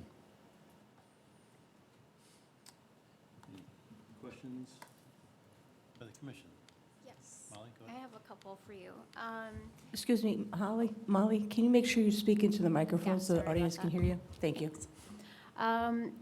Since we haven't gotten any of the minutes from the meeting with the Jude Creek Task Force, were there any conversations, major concerns by any of the people that were on that board of asking for any green protected spaces or anything like that outside of what was mentioned today? Other than what I had mentioned when we had talked with the Judy Creek Task Force, where we had the ditch areas that were traversing the site. Right. What they had taken a look at, they asked us to look at that if it would be possible that were those, what they call wetland ditch areas, that if development was going to occur, could we create a larger corridor for those areas, whether they might be 30 to 60 feet wide. And we said we would take a look at that once we got further into the development of the site, so we knew where the buildings were going to set, where the paved areas were, so that you can make a commitment and say, yes, we can do that. One of the issues that the task force had asked us to do is by taking a look at that, to see if that could also reduce the siltation that is getting down to the creek. So those ditches that you see there are those farm ditches that are basically almost in every farm field. Well, what happens is that when you have the open ground, some of the silt gets into those ditches and it continues to go along. The task force had a way Possibly, they said that they've worked with other farmers in other locations where they would almost, what we call a check dam, which is basically a rock area to slow that water down so that that siltation can actually infiltrate and stay in the bed of the ditch and not actually get to the creek itself. So that's what they asked us to take a look at. The other one that I had mentioned was whether we could widen that corridor for Judy Creek from where we have it for 200 feet to a larger amount, and whether that could be done. And what we said is we would take a look at that as the development would occur here, and we would definitely keep that in mind. Obviously, the farther you stay away from that creek, and if you can provide that corridor and it works with your development, that would make all the sense in the world. So from a sustainability standpoint, we would be willing to do that, and we told the task force that as well.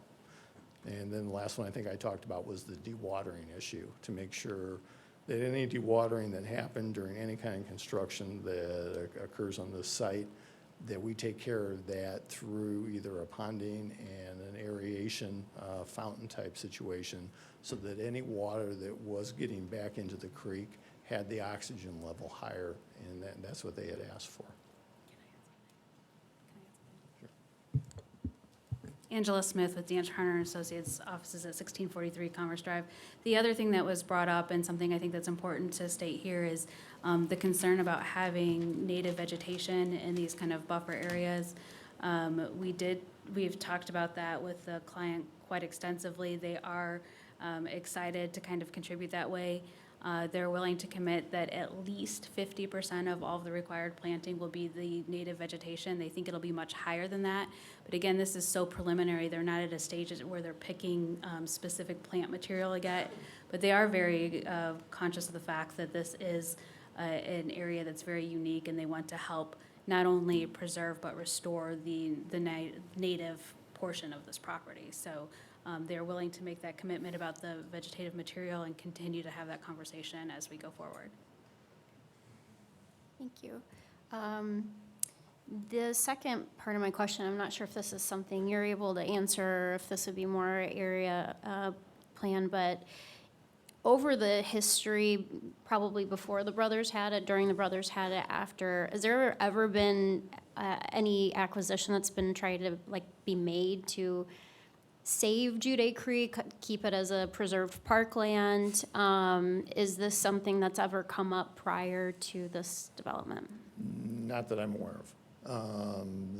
As far as I know, and I've lived here all my life, so I mean, from the St. Joe Farms, when the brothers owned it with the university, I have not heard of anything. When I was at Area Plan Commission, I don't remember anybody ever asking those particular questions. It was just farm ground when they were doing that, and whether someone wanted to do a conservation easement, that was never brought up anywhere. Usually, those only start showing up when development starts occurring, and we start going through these public hearing procedures, and then those types of things, just because of the sustainability, the environment, and everything else, they'll start coming up. And if it's possible to be able to do that, and we can incorporate it, that's what we try to do. Sure. Okay. Thanks, guys. Okay. Mike, listen, this is one of the first meetings I think I've ever been to that, out of all of the notes that I took down from last meeting and all of the concerns that I addressed and had and that the community had, literally everything but one was addressed, right? The light pollution was the big thing last time. So unless I missed that? No. So the county has a requirement for light pollution. Not that they like you to do that, but the actual requirement is that they limit the standards, the light standards that you can do on a site, and also what the lumens are, or foot candles that you can have on a site. So usually what ends up happening is that when you do a final site plan for anything, there's what's called a lumen plan or the photometric plan that would also be done. That gets reviewed. So under the county requirement, I don't remember with St. Joe County whether it's 3-foot candles at the property line, but it's also full shielded lighting standards. So usually those lighting standards, in order to prevent that spillage from getting to the property line where you would be over that foot candles, at the property line, your standards become lower. So you don't have, kind of like what you see at the toll road, where they use the 150-foot high light fixtures. Your light fixtures are only maybe at 20 foot. Okay, so first I want to say, Abby, Sean, Mike, Angela, Bill, thank you for going through all of this and actually bringing back everything that was addressed and any kind of a concern that we all had. So I appreciate that. Thank you. Anybody else have any? Go ahead. Mike, is there any kind of time schedule on this project? Well, Are you I'm gonna- aware of? Well, usually what would end up happening is that if we receive a favorable recommendation and we get to council and we're able to have that approval, what that would do is they would probably be able to close on the property at that point in time. Then they would actually start the real kind of the engineering where we would take over and start doing the civil work. And they would probably try to be under construction if you were really, really lucky, maybe this year or next year. Because I know it's, obviously it was tabled last month. Even Yeah. if this board would send this with an unfavorable recommendation, it still would keep the process moving Yeah. based on some of the comments that, which were still some good questions that some of the residents raised. So even if we sent it with an unfavorable, the county council still has the final say, and, still the drainage board. There's a lot of talk about the Judy Creek Task Force and the Judy Creek, John Law, you still have to come back eventually to the drainage board, obviously, and through the necessary steps. We're still hearing about the traffic study and so on, which is a concern, even if this wasn't, being proposed to us. There's a concern out there in that area. Yeah, I think what would happen is that if it gets through the county council after we get past area plan commission, whatever the recommendation here is, and assuming the council would approve that, the traffic impact study would be probably the next biggest one, plus also working with the city of Mishawaka on the extension of water and sewer. Those would be the two big things, because that would be one would be the traffic impact study Sky Meadows would want to see, just to make sure that everything is taken care of the way he wants it to. And that also puts them on a path, knowing what they've got to do as part of not just coming in with a final site plan, because if that traffic impact study says that they also have to do an extended queuing area at Capitol Avenue in Cleveland because of traffic or construction or whatever it is, that means they also then need to work with the state of Indiana as well. So your timeframes, depending on what boards or what jurisdictions have to take a look at everything, that would have to be taken care of before you would actually get to that step where you finalize a building and come in with a final site plan. So, and I want everyone to hear this, there are many other steps Yes. and hoops that have to be jumped before you get to a final decision here. Oh, absolutely, yeah. And the water and sewer was originally my first one. Yep. And then being familiar, for 18 years of that area. Yeah. I've seen it grow and with the traffic problems and so on. So, one thing I don't want to see this is tabled again, and then go back and still, we could keep tabling it, but like DJ just mentioned, I did watch the meeting of last month, and a lot of the questions, if not all of them, answered. So I would like to keep this moving, in my opinion, whether it's unfavorable or favorable, so we can keep this ball rolling and keep this project going here. No, we appreciate that. That's what we'd like to see also. Anybody else have any questions or comments on the commission? I don't know if this is a question or a comment. I'm just going to say it, but I know with the IEC, I'm from New Carlisle, so we have some certain things that were added, the overlay. It seems like that would be a really good thing to have actually as a commitment potentially, whether it's here or after the different process. I'm not sure how that would go, but if they've verbally committed or extended their wishes of saying like, we want to do the native vegetation, we want to add to the buffer, I think that potentially would go a long way for a lot of people to have a little more faith in the project if they were willing to like maybe have that as an actual text amendment or written commitment. So I just want to, again, I don't know if that was a question or statement, but I just wanted to put that out there because if that were my community, I would like to see that as well. And to have that buffer area, I think could really, really help people out. So I don't know if it's a comment or question, but I will address it because it has come up. So we have had extensive discussions with staff about some of those protections and everything. And it's not that the contingent purchaser is not okay with putting those on. What it is we kind of are in this catch-22, right? Like, they don't want to move on to full design and engineering until they know that the zoning can get approved. And those are the kind of things that normally come up at that stage and how that would be designed out and everything. So we have had discussions with the county about incorporating some of those into any kind of development agreement that's likely to occur on this property.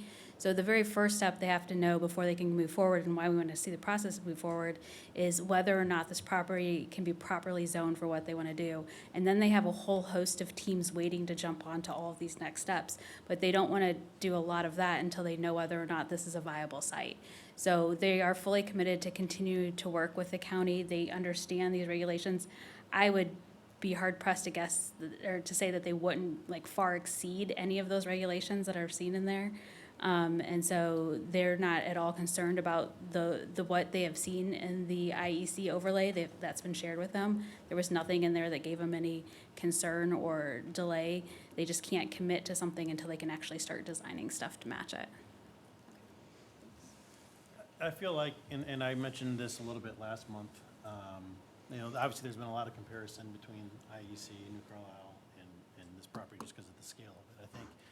But I think there is a major difference is this is a single potential buyer for a single, you know, ownership versus IEC was, you know, a speculation of multiple parcels, multiple future projects develop, you know, where, so I think that's one of your biggest differentials on that. So there's a lot more speculation where this, you know, they're already committing on the rate commitments that we talked about last month that we asked for. I think there's been a lot of improvements. I wish every project came, you know, without having to go back and table this without, you know, more information, the better. But obviously, just like we just talked about, you know, projects takes a lot of time and money, but you have to start somewhere. And this is that usually initial process, initial step to go through that, to get it rezoned or to get it to the next step. So then they can move forward on the engineering and all those other studies and things that need before they can get finalized, before they can get building permits, before they can get, you know, state approval and all those things. So I'm pleased to see the progress of where we came from last month to here. So I myself am in favor of this project, but if there's any other questions or comments, I guess I'd like to move for a motion.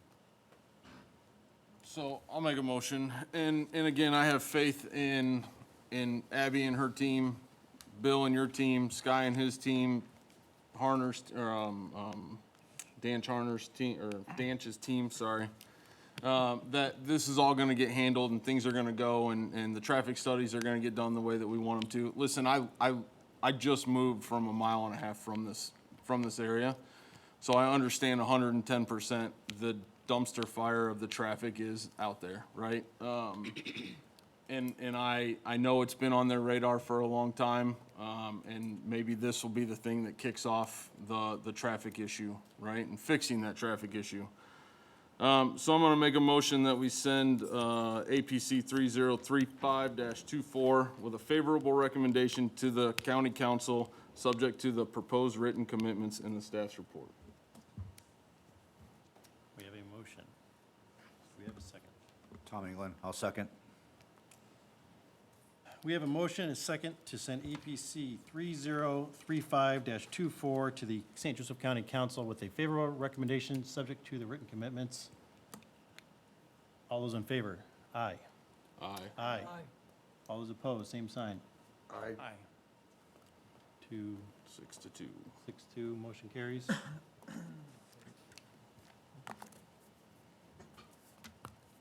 Motion passes. Thank you. We have a item number 2 on the rezonings.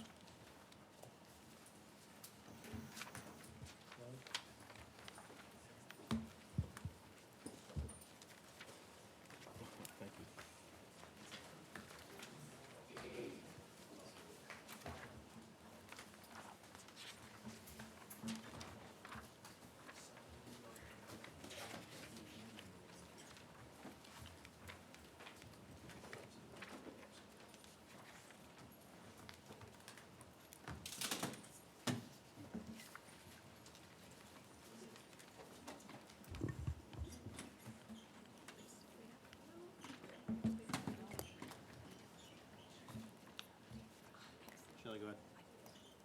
A combined public hearing on a proposed ordinance of Sharon L.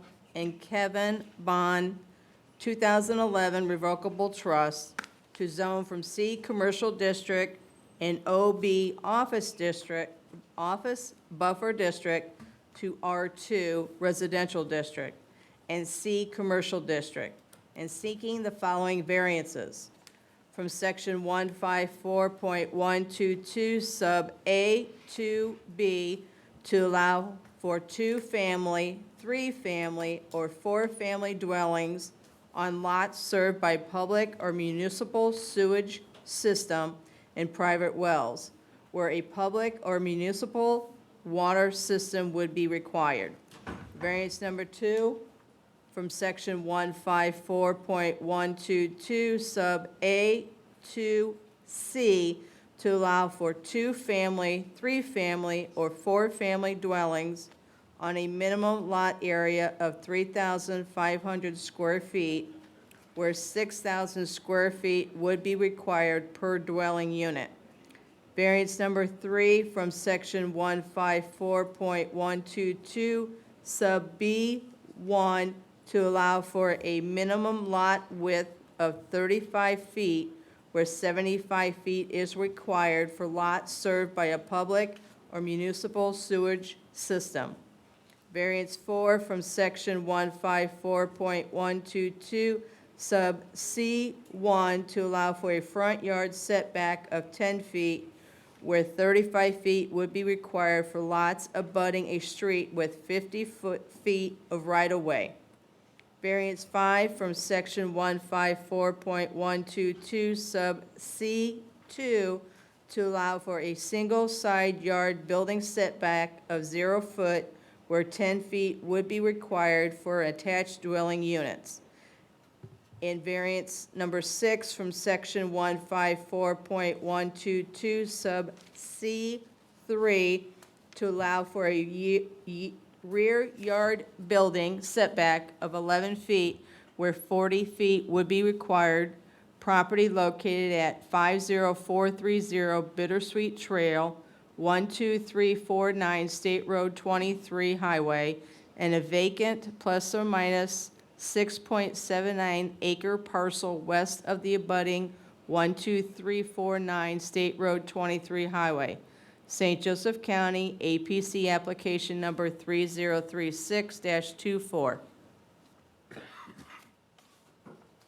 Good afternoon. This is Carl Brown Grimm, Area Plan Commission staff.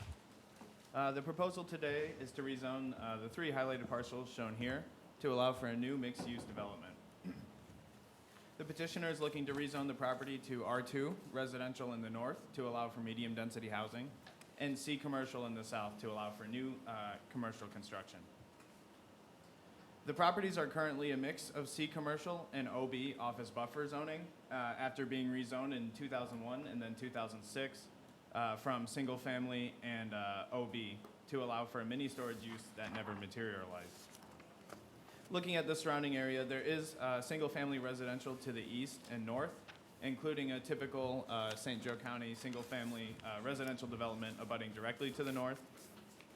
Along the State Road 23 corridor, particularly to the south and east, it is primarily zoned C commercial and B business. There are also industrial developments found to the northeast and southeast of the subject site. Here are pictures of the site. It has frontage on both State Road 23 and Bittersweet Trail, and access is proposed from both right-of-ways. State Road 23 is a commercialized corridor, especially directly west of the site, and that is a 4-lane road that the county considers a arterial road. According to MACOG, this section of State Road 23 has over 15,000 average daily travelers. Bittersweet Trail is a smaller 2-lane road considered a minor county road with a count of just over 2,000 daily travelers.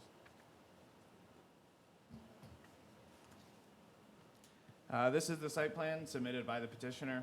The north portion of the site shows 12 attached single-family structures for a total of 34 dwelling units. Additionally, to the south, on the proposed commercial zoning, there are 2 buildings planned labeled restaurant and strip center. The development is proposed to be served by municipal sewer and private wells. The wells will need to meet all health department standards.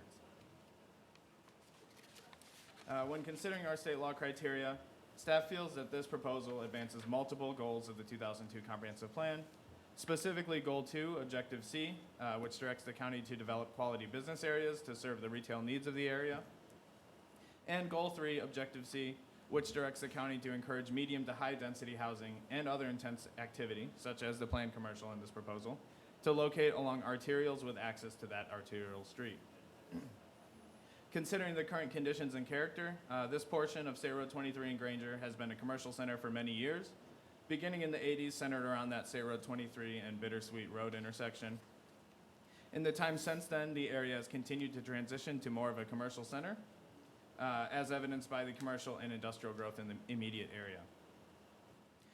Given the proximity to the arterial road and the presence of municipal sewer, staff finds the most desirable use of this property is for it to be developed in character with the surrounding commercial corridor on State Road 23. The medium-density housing proposed to the north provides a smooth transition to the low-density residential development as you go north along Bittersweet Trail. Similarly, staff finds this transition will help to preserve the neighboring property values. Additionally, the commercial portion of the development will need to be fully screened from the abutting residential uses to the north with Type 2 full landscape screening per our zoning ordinance. Finally, staff finds that it is responsible development and growth to encourage higher intensity development in a location where municipal sewer is available and can access the major arterial corridor, particularly given the lack of similar such sites with sufficient size found within St. Joseph County. Staff does recommend that this rezoning be sent favorably to the County Council. Now, this is a combined public hearing, and the developer is requesting variances related to the site layout. Staff also does recommend favorably on all 6 of those variances found here. Looking at our state law criteria, we find that the variances will not be injurious to the surrounding community. Variances 1 through 5 are mostly related to standards internal to the site and will not conflict with the neighboring uses. The exception to this is variance 6, which allows for a slight setback reduction for the 4 dwelling units found abutting Bittersweet Trail, kind of to the northwest there. However, there's still 60 feet of right-of-way at that spot, which is plenty, and abutting across Bittersweet Trail to the west is commercial uses. Staff finds that the use and value of the area adjacent will remain unchanged for reasons that I've touched on previously. The variances are necessary again to allow for appropriate sized dedicated streets and drainage detention areas. The planned housing to the north will help to preserve the use and value of that traditional neighborhood found to the north, serving as a transition away from the commercialized State Road 23 corridor. Finally, staff does find there to be practical difficulties in this case.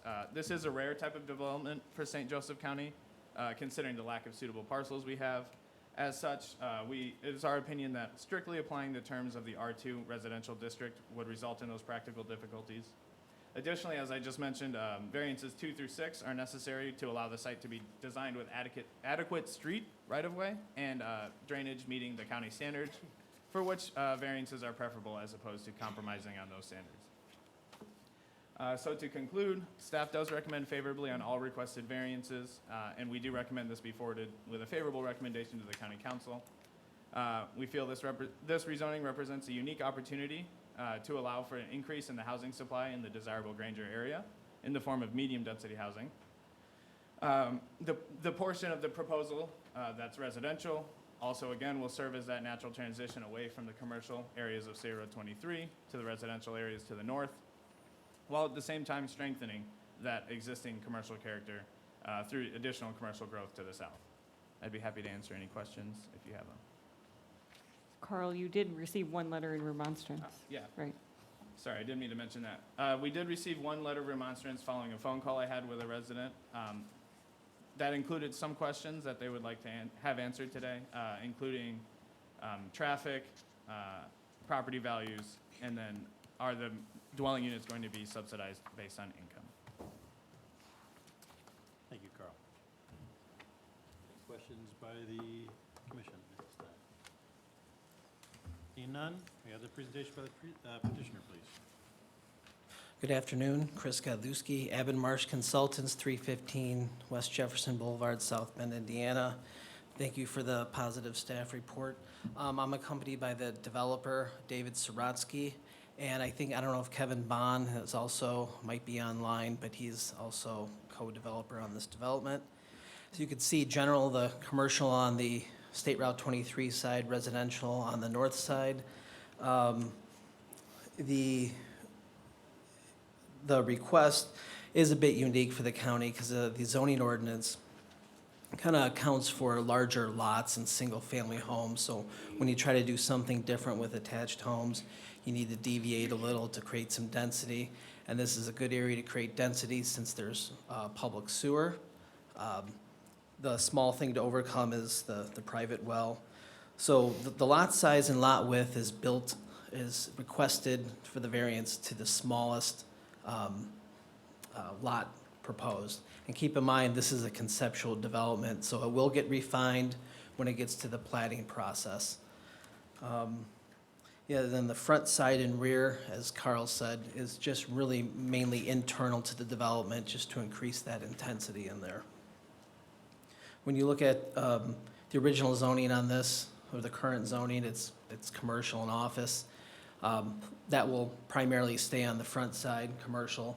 But when you look at R2 on the north, it's going to be more congruent with the residential to the north. So it seems like this type of development fits that area well. And that's a general synopsis. Again, maybe to answer some of those questions that came up, when this goes through a subdivision process, the entry point onto State Bittersweet Trail will go through county highway review, and there'll probably be a passing blister and so forth, would meet any county requirement. And same thing with the entrance on State Route 23 would get the normal NDOT review and a process. So, I don't know if you want to add anything? No? David Saratsky, Century Builders, offices at 230 West Catalpa, Mishawaka. I would just want to highlight the one that, to bring more knowledge that there is a Granger sewage district, and that I know there was a lot of talk in the last presentation about the lack of sewer in Granger, and we are trying to take full advantage of it, and we have done it in the last couple of years. We built eight townhomes, a couple streets over on Cherry Road, and these are, if you look back, they are very similar variances that we are requesting. And the reason we are requesting, I know it looks like a lot of variances, is because we do not, in the county, we do not have the applicable zoning that would allow us to build this type of unit that is desperately needed to take advantage of the resource we have in the Granger Sewer District. So what are some of the other questions? The houses would not be subsidized, I believe, was it? Yeah, they're not going to be subsidized. Residential traffic is usually, well, it's way less cars per day than commercial. So I know it, so on a unit basis, we're not going to be adding a lot of traffic to Bittersweet Trail. The Adams Road development, the Adams Road, State Road 23, that is a more just rezoning for right now, and we don't have a direct use yet right now, but that was always supposed to be commercial. Thank you. These are Any townhomes, questions? David? These are townhomes? Yeah. Or are they gonna be rentals? No rental. They will be owner-occupied townhomes for sale. That's a good point. Anything else? Go ahead. The exit off to the northeast. Mr. Massett, can you grab Molly's microphone? Thank you. Sorry. The exit of the street going off to the northeast, what is intended for that? I think that's probably going to be modified and just go straight east, but per the ordinance, you have to have a stub street that ends at the subdivision line for future growth if it ever happens that way. So that, again, this was a concept that would be modified. That street will probably just go straight east. But there is a stub to the north of a subdivision, so in theory, as development happens, they would all link together. Thanks.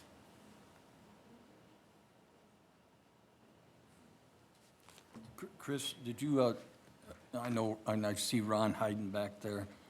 Ron's question always is about the fire trucks with the turning radiuses. Yeah, and in the And all staff, that, has that been addressed? in the staff report, there was mention of that, and we would, when we go through highway review and just plat review at that time, that would get addressed at that point to make those radiuses appropriate. Is the retention basin big enough for that area there based on, you know, coming through the plat review? And that hasn't been designed yet, so again, this is just gonna be conceptual. The whole point is, does this use and this style of development work in that area? But that will have to meet the county standard, of course. Yep. Any other questions? Otherwise, I'll open this up to the public. Thank you, Chris and David. Is anybody present wishing to speak in favor of this petition? Please come forward and state your name and address. Seeing none. Anybody online wishing to speak in favor of this petition? Please use the raise hand function.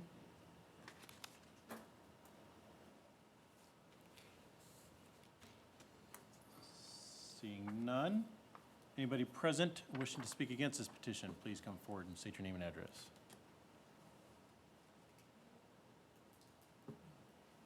You'll have 5 minutes.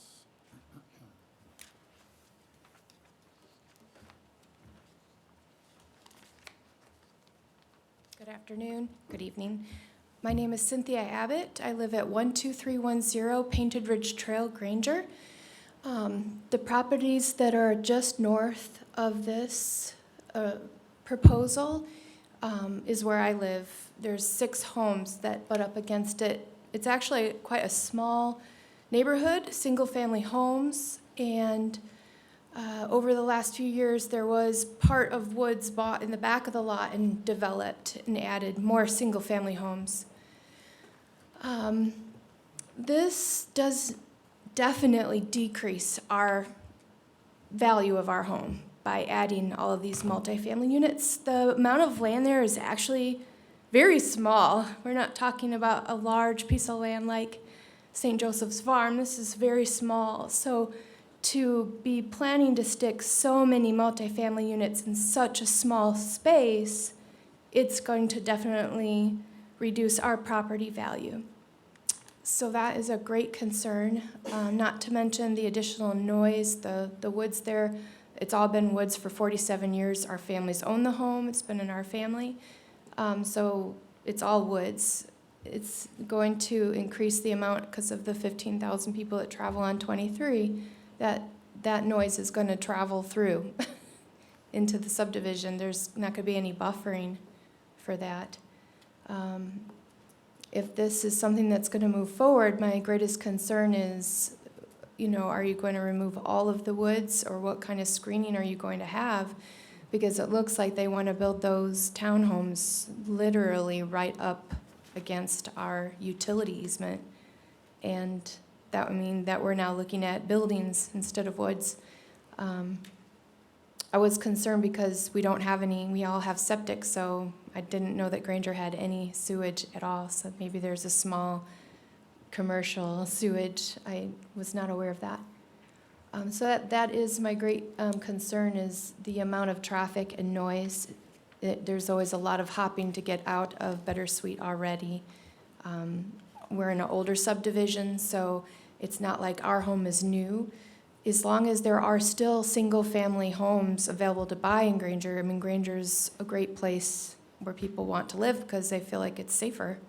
And adding all these multifamily units are going to bring in people who have lower incomes. So that's a different kind of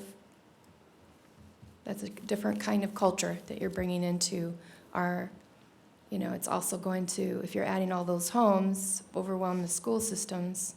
I mean, we already have full classrooms there. So that's all I have to say. Thank you, Cynthia. Anybody else present wishing to speak against this petition? Please come forward.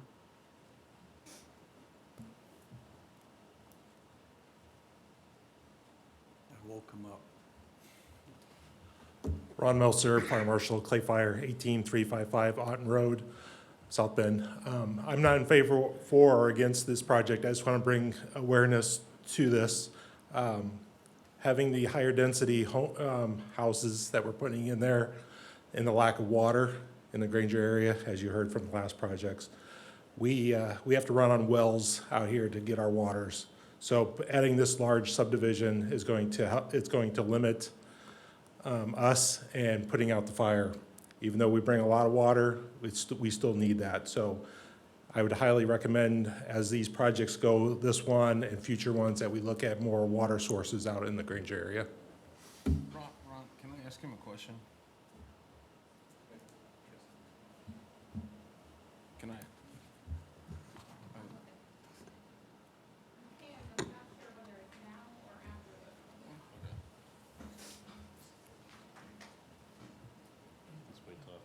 Yeah, I'll wait till after, don't worry about it. Anybody else present wishing to speak against this petition? Seeing none. Anybody online wishing to speak against this petition, please use the raise hand function.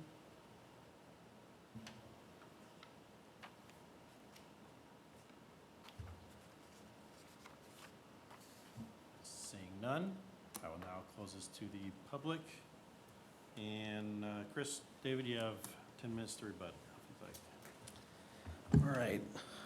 Some of the comments were decreased value of homes. As David mentioned, these are going to be owner occupied, so that land is vacant right now, so the presence of a number of homes will definitely increase the assessed value. So that's a positive, and plus they're owner occupied.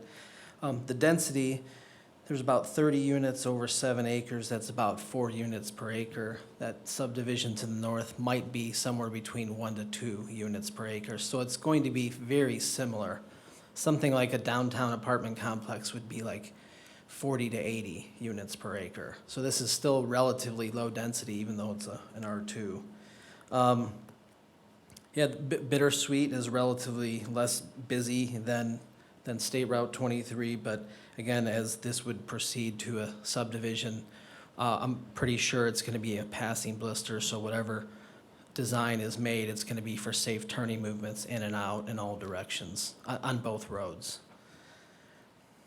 The fire chief mentioned the water. They're right, we're asking for the variance because there's no private well, or public water, so each one would have to have a private well. I don't know during the design what would happen if there's a fire well or something like that. I don't know. All I know is that the plan is just to serve each one to be suitable for a housing unit on a private well. So Chris, that was my question I was gonna ask him, is what size well would be needed to suffice that fire issue? Considering we haven't dove into construction plans and design and all that, I can't say that because I don't know. Ron, you know what that is, Ron? If the commission is going to call him back, he needs to come up to the podium to answer. He is. He's coming. So I can't really speak for what each house could be, but I know like we've been putting 1,500 gallon permitted wells in areas to service an area. So that's what I would at least recommend, is putting a well that we could service for that whole subdivision. It wouldn't have to go to each house necessarily. So would you only need one of those? Yeah, if we put one towards the front of that subdivision, that we could service that and even the commercial business, that would help out a lot. Thank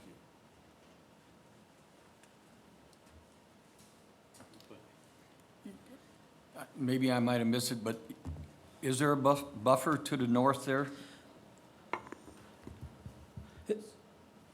So the ordinance doesn't require R2 to R buffer.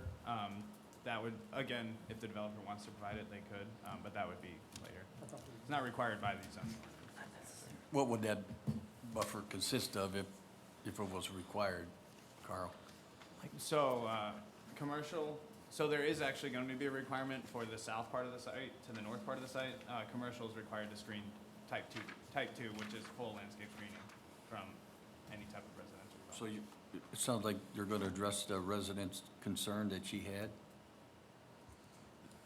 Yeah, If- we can put a buffer on the north side. If it's anything, like there's the type 1, which would be a little more decorative. These are going to be people's backyards, butting up to people's backyards. But I don't know if type 1 seems appropriate or not, but And currently, it's zone commercial, so really, we're Down easing zone. that buffer zone, in my mind. 'cause you're Yeah, basically so I want to residential. speak to the value. I believe that we were bringing value to the area. I believe Century Builders has a track record of, with every development in every neighborhood we go to. We did this on Cherry Road. We provided a buffer to the north. But somebody said multifamily. These are R2. They're either going to be villas or townhomes. So they're going to be single-family homes, and they're going to be of similar use to what's already happening in the neighborhood. So, and it's just going to be modernized. It's going to be villa living, so there's going to be less maintenance, maybe some of those attributes. But I think you'll see that the value will increase in the area, not decrease. All right, so Chris, I got two more questions. Sorry, did I cut anybody off? I got two more questions, right? So I'm never a fan of a 0-foot setback, ever. And if this 0-foot setback on the side yard doesn't get granted, is that going to need you to pull or ask for a front yard setback then in order to still get your? there is a front and a rear because you have some double frontages, even though this might be modified a little bit. But the 0 lot line accounts for the attached because there's no resolution, there's nothing in the ordinance that allows for an attached dwelling. So that's why you have to have the 0-foot setback. That makes sense? Well, I understand it, but it's. If not, you're doing single-family homes. The property line's going to go through a wall, essentially. It'll be a common building wall. They're single-family attached. Oh, okay, never mind. I'm looking at it differently, right? My bad. I'm looking at the side, so then, never mind.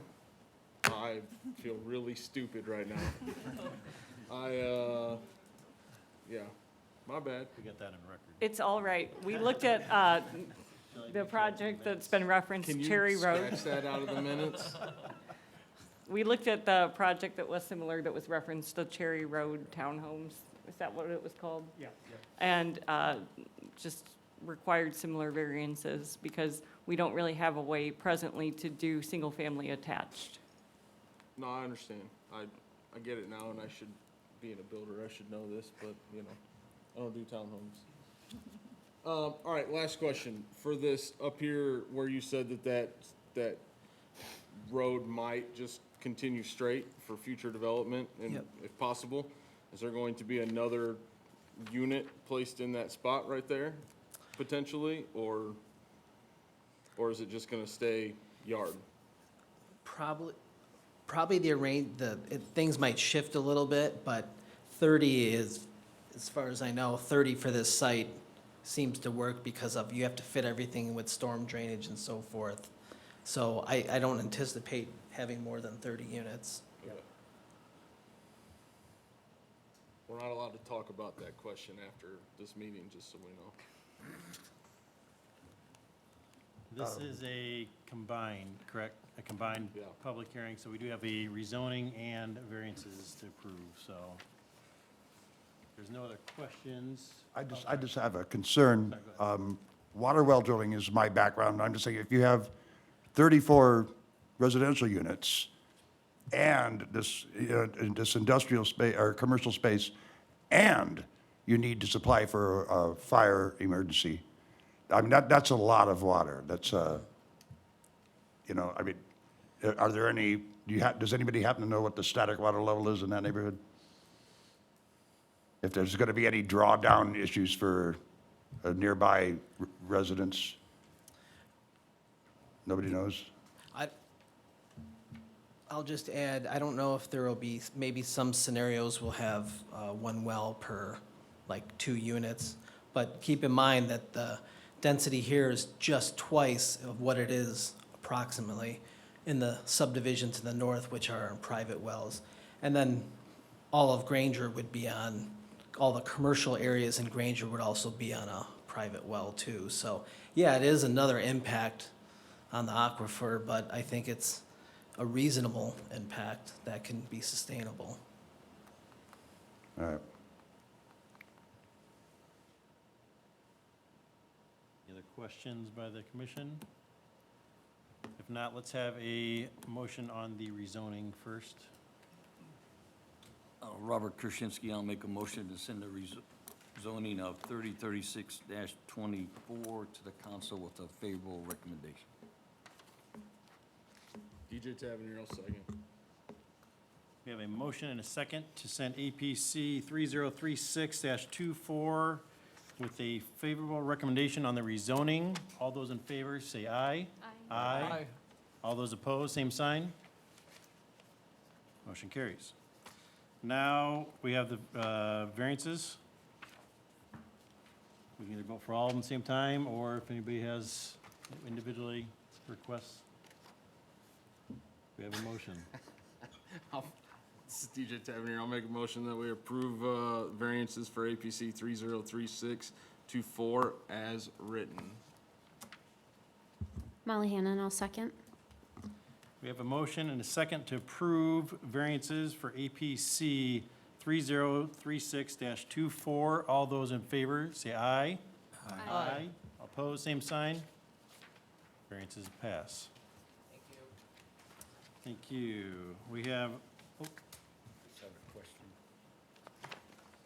Chris, did you have a question? I saw you raise your hand or something. No? Okay. item number 3. A proposed ordinance of Christian Life Assembly of God Incorporated, DBA Journey Church, to zone from R Single Family District to O Office District. Property located at 17106 Cleveland Road and vacant lot abutting to the east at 17044 Cleveland Road. St. Joseph County, APC application number 3037-24.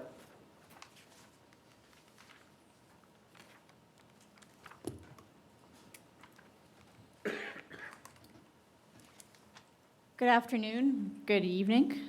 Fariel Sharif, Area Plan Commission staff. We have a rezoning for property at the southeast corner of Hickory and Cleveland. Staff is recommending favorably on the rezoning. Property is currently zoned R single family and has been used historically for a church, which is a permitted use in the residential district. Current petitioners would like to buy the property and convert it to an autism therapy center. This would be a permitted use in the office district. The current building is on the property to the east. The property to the west is in common ownership and is currently vacant. I don't believe there are plans to do anything on that parcel. To the east, all the way at the corner, is a county stormwater detention basin. Otherwise, there is mostly office and then residential zoning around this property, some of which is used for single-family homes and some for other uses. The site is a one-story brick building, an existing parking lot, and a shed. No changes are proposed to the exterior building. The building has consistently been used for religious services since it was constructed. It came up for sale when the current church congregation moved to a bigger facility. The vacant property to the east did once contain a single-family home that was demolished. It's now mostly wooded. Some of it was dedicated as right-of-way. There are 2 entrances onto the facility from Cleveland Road. Across from them is property zoned office district for use as a funeral home. Across from the site on this side is also a building for the funeral home facility, also zoned office. There is also a church farther down the road, zoned R single family. Cleveland Road is a relatively heavily trafficked 4-lane arterial road with pedestrian crosswalks and sidewalks. Going further west down Cleveland would take you to more single-family uses, while driving east down Cleveland past the traffic light would eventually take you to more commercial uses. This is the site plan offered by the petitioner. It states that the existing woods would be maintained, Foundation and tree lawn plantings will follow the standards of the zoning ordinance, and no exterior building improvements are anticipated at this time. Going on to state law criteria, staff finds that the rezoning is in line with the goals and objectives of the comprehensive plan to maintain community and neighborhood character. Current conditions are a mix of residential and office uses, so this zoning would fit. Since the property was historically used as a church, and because it fronts along Cleveland near Hickory, the most desirable use is similarly lower intensity, non-residential uses, such as those allowed in the office district. Provided the petitioner maintains the existing tree buffer, a low-intensity office use, like a clinical autism center, would have minimal impact on the surrounding properties. And finally, it's responsible growth and development to allow for the rezoning. The office designation is consistent with patterns of the surrounding area and would also exclude more intense commercial uses that generate excess traffic. Staff finds allowing office uses at this property would provide a transition from commercial uses further east as well as residential uses further west. And I can answer any questions. Thank you, Fario. Questions at this time? Seeing none, do we have the presentation by the petitioner, please? Chris, welcome back. Yep, Chris Godlewski, Abbott Marsh, 315 West Jefferson Boulevard, South Bend, Indiana. Yeah, this is a rezoning. You would think everything on the south side is residential, but when you look at the parcel to the west, it's a residence, but with a body shop. And the parcel on the east is almost, it's viewed as right-of-way because it's storm detention. Not much is being modified with the building. It's still going to stay on well and septic. It's not going to intensify with utilities. Across the street is commercial. It's on a busy corridor, so it seems like that old church with the big parking lot fits the purpose of this use. So I think it's pretty straightforward. The owner and operator, Joshua, is here, and the realtor, John, is here as well, if you have any questions for them. And I can take any questions if you have them.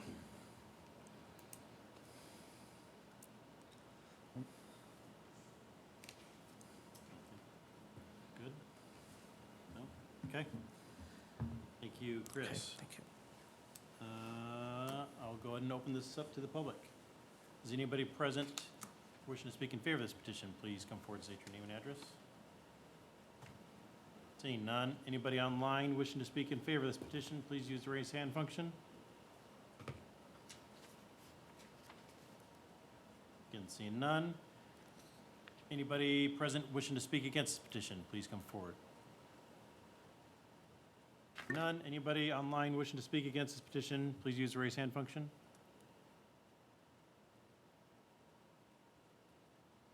Again, seeing none. And now closes the public. If there's any other questions, concerns? Well, it's DJ Tavernier. I'll make a motion that we send APC 3037-24 with a favorable recommendation to the county council. Robert Krasinski, I'll second that. We have a motion, a second, to send APC 3037-24 to the St. Joseph County Council with a favorable recommendation. All those in favor say aye. Aye. All those opposed, same sign. Motion carries. We have one more item for rezoning, item number 4.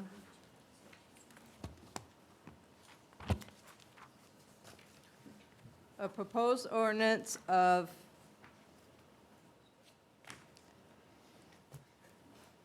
I apologize, I'm unable to pronounce the first name, B. Patel and B.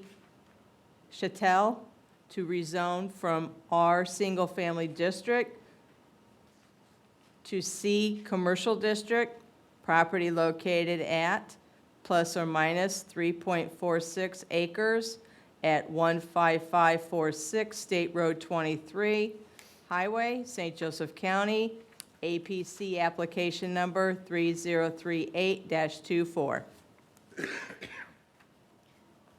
Farial Sharif, Area Plan Commission staff. The petitioner would like to rezone this property off State Road 23 Highway for a proposed restaurant and retail plaza. It is currently zoned R Single Family and sits east of properties zoned business and office buffer. Staff is giving a favorable recommendation. The property is directly across from access to Filbert Road in Granger on the outskirts of the city of Mishawaka. Here's the site as viewed from the Filbert Road intersection. There is a single-family home on site with a detached garage. To the east, which is actually the right side of this picture, is property zoned office for a real estate office. To the west is another single-family home. And here is a better view of the single-family home currently there. The property does go back much further. It's about 680 feet in length, a total of roughly 3.5 acres. A large wetland does exist to the rear. It goes across this property and others nearby. State Road 23 is a 4-lane arterial with center turn lane. It's a high-volume corridor with a mix of many uses, mostly at major commercial nodes in both the county and the city of Mishawaka. The petitioner will need to work with INDOT for access requirements onto SR 23 for this project. Directly across from here, you do have those single-family homes near Filbert, but you also do get some other mixed uses, including a dentist office and a salon. There has been a trend of properties being converted into non-residential uses in this section of SR 23 between Gumwood or Main and Fur Road. That property to the west was rezoned to office buffer in 2015. And abutting that property to the west is the Mirador Office Complex, a 25,000 square foot complex with multiple tenants. That property was rezoned in 2019 to business for that office complex.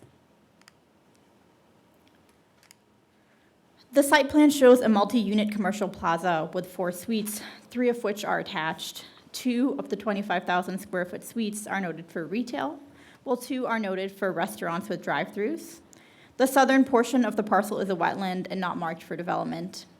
Type 2 landscaping is proposed on the east and west lot line. Additional landscaping is also proposed as required by the zoning ordinance. Access would be provided through an entrance on SR 23 across from Filbert Road. As stated, they would work with INDOT on that. No variances were requested, and the development is expected to meet all other requirements of the zoning ordinance. The site will be served by a private septic and private well, and this site plan is for rezoning purposes only, so they will work with the engineering, and the county engineer states that property will need to meet all county drainage standards before final permits are issued.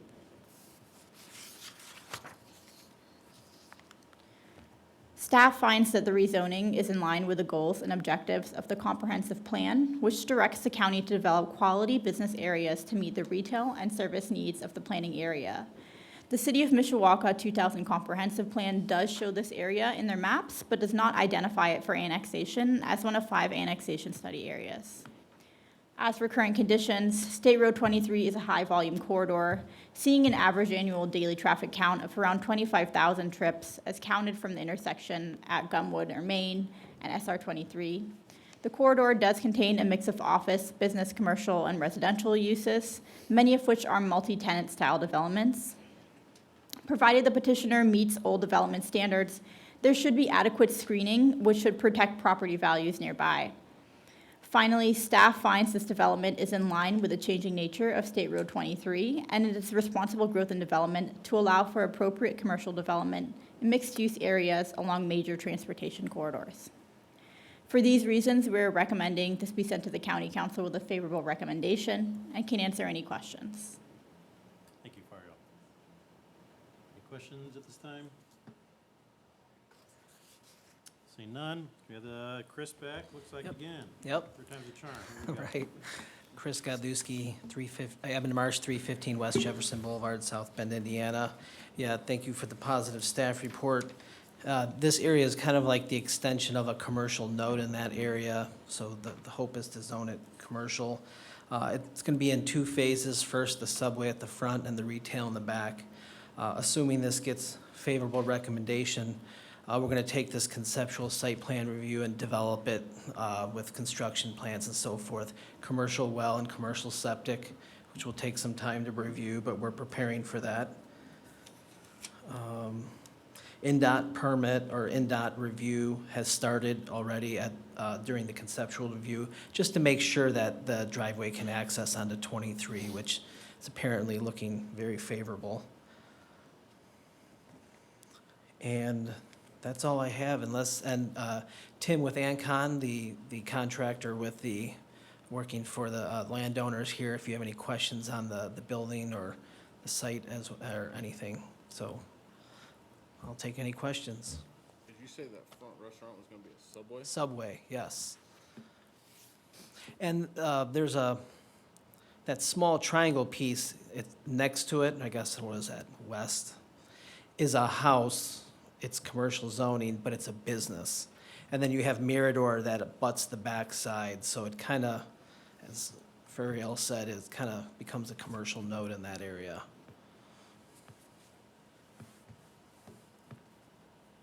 Okay. Any questions? Go ahead and open up to the public. Thank you, Chris. Anybody present, you had something else? No. Okay. Anybody here wishing to speak in favor of this petition, please come forward, state your name and address. Seeing none. Anybody online wishing to speak in favor of this petition, please use the raise hand function. Seeing none. Anybody present wishing to speak against this petition, please come forward and state your name and address. You will have 5 minutes.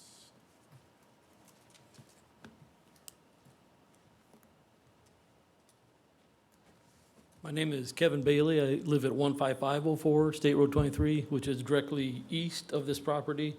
I'm not in favor of this rezoning, but but saying that, I'm also not, I'm not against progress, but it's just, as he said, it is a steady progression of commercial coming up State Road 23.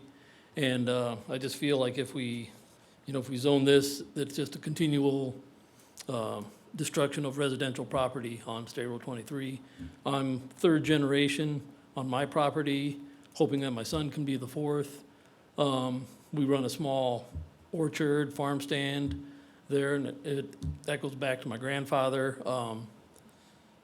So, I know I'm, I know I'm not gonna stop it. But I just express a concern that, as things keep moving, it just seems like there's plenty of other places that development can be made along Grape Road, Main Street, Heritage Square, where it's already commercial, instead of destroying residential properties that are, we've been there, for generations, and I just see it moving, as a continual, not a surge, but a continual progression, just, to eating up these houses that have been there for generations. And so that's my concern. I'm also concerned about the traffic flow being directly across from Filbert. I know that's, that's a highly used intersection there. Then there's a hill coming up right there, so it's visibility. I've seen plenty of accidents in that area. So they definitely need to be looking at that. I'm also concerned about light pollution because just with Mirador being a couple parcels down, I get light from there all the time. Now, if we're talking 3 restaurants and another building, I'm just anticipating light, 24 hours a day in my windows. So I don't know how that can be addressed, but again, I appreciate your time. It's just, I just wanted to express my concerns about the, when there's, especially, if it's the subway, there's a subway down at Heritage Square. I don't understand why. If it was some development that's coming from, I'm not in the area, but we're talking a subway that's, right down the road. I'm sure they could convert it for something else, but that's my concern, just the continual erosion of the residential properties in that area.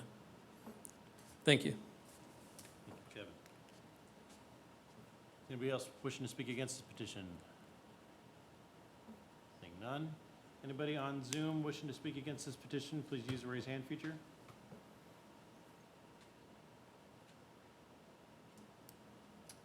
Again, seeing none, I will now close this to the public. Chris, you have a chance to respond. I can appreciate those comments from the neighbor. The first thought is the subway owner in Heritage, is the subway owner going to be here, and he's going to be moving that business from there to here. So there would be one subway in the region. The as Fariel mentioned, there will be a type 2 buffer on the east side, and that type of buffer is kind of more of a barrier, so it separates the commercial and the residential use. So that will be substantial, and it'll be accommodating to the neighbor as best as possible. Along with the lighting, during site plan review, they'll have to follow the county standard for lighting, which means lighting shouldn't be leaving the property. So there is accommodations enough to kind of not impact the neighbor as much. With regards to the driveway entrance, that, I mentioned that it went through an initial NDOT review, and they take 500-foot line of sight distance each way because it's a 50-mile-an-hour speed limit at that point. So that driveway will be designed as such to fit that situation and the traffic on the site. So I think either preliminary or in the future, those issues will be remedied and planned and designed for to make it a very good development. Do you have any questions? I know just before this meeting, I know staff, and I know it's been a topic, I mean, for years, this has been talking about, I mean, 23 is a tricky situation since it did convert to a 5-lane highway all the way down there, and there is gonna be, you know, there's a lot of residents and there's obviously commercial, and for obvious reasons, I mean, with that many lanes, it's traffic flow Sure. accounts for it, so, but it is something I think we need to look at and revisit that a little bit more, which we have been discussing. Yeah, and Filbert, the driveway, they want, NDOT wants the driveway to line up with Filbert, because you don't want an offset and turning movements of people, you know, hitting head-on, so that would be the most ideal way, and it happens to be in the right place. So, If there's any questions, or do we have a motion?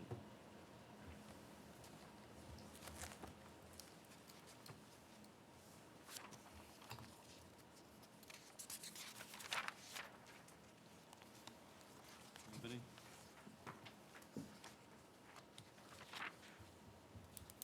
Tom England, I make a motion for favorable recommendation of area plan 3038-24. Jerry Thacker, I'll second. We have a motion and a second to send APC 3038-24 to the St. Joseph County Council with a favorable recommendation. All those in favor say aye. Aye. All those opposed, same sign. Motion carries.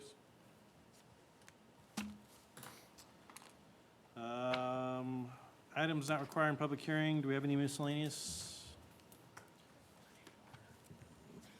We do not have any minutes to approve this month. No. So we're gonna make sure we get in the minutes, DJ saying that he's an No. idiot. We don't need to get that in there. We don't have Donnie to fact check for area plan. We have a BZA member who reads our minutes very closely. Do we have any executive director's report? Abby? Sure, you have a report in your packet. If you have any questions, feel free to reach out to me. I can go through it all if you'd like me to, but I thought you'd probably like to just get out. It's my wife's birthday. I'd like to go. It's my husband's birthday tonight. It is? Mm-hmm.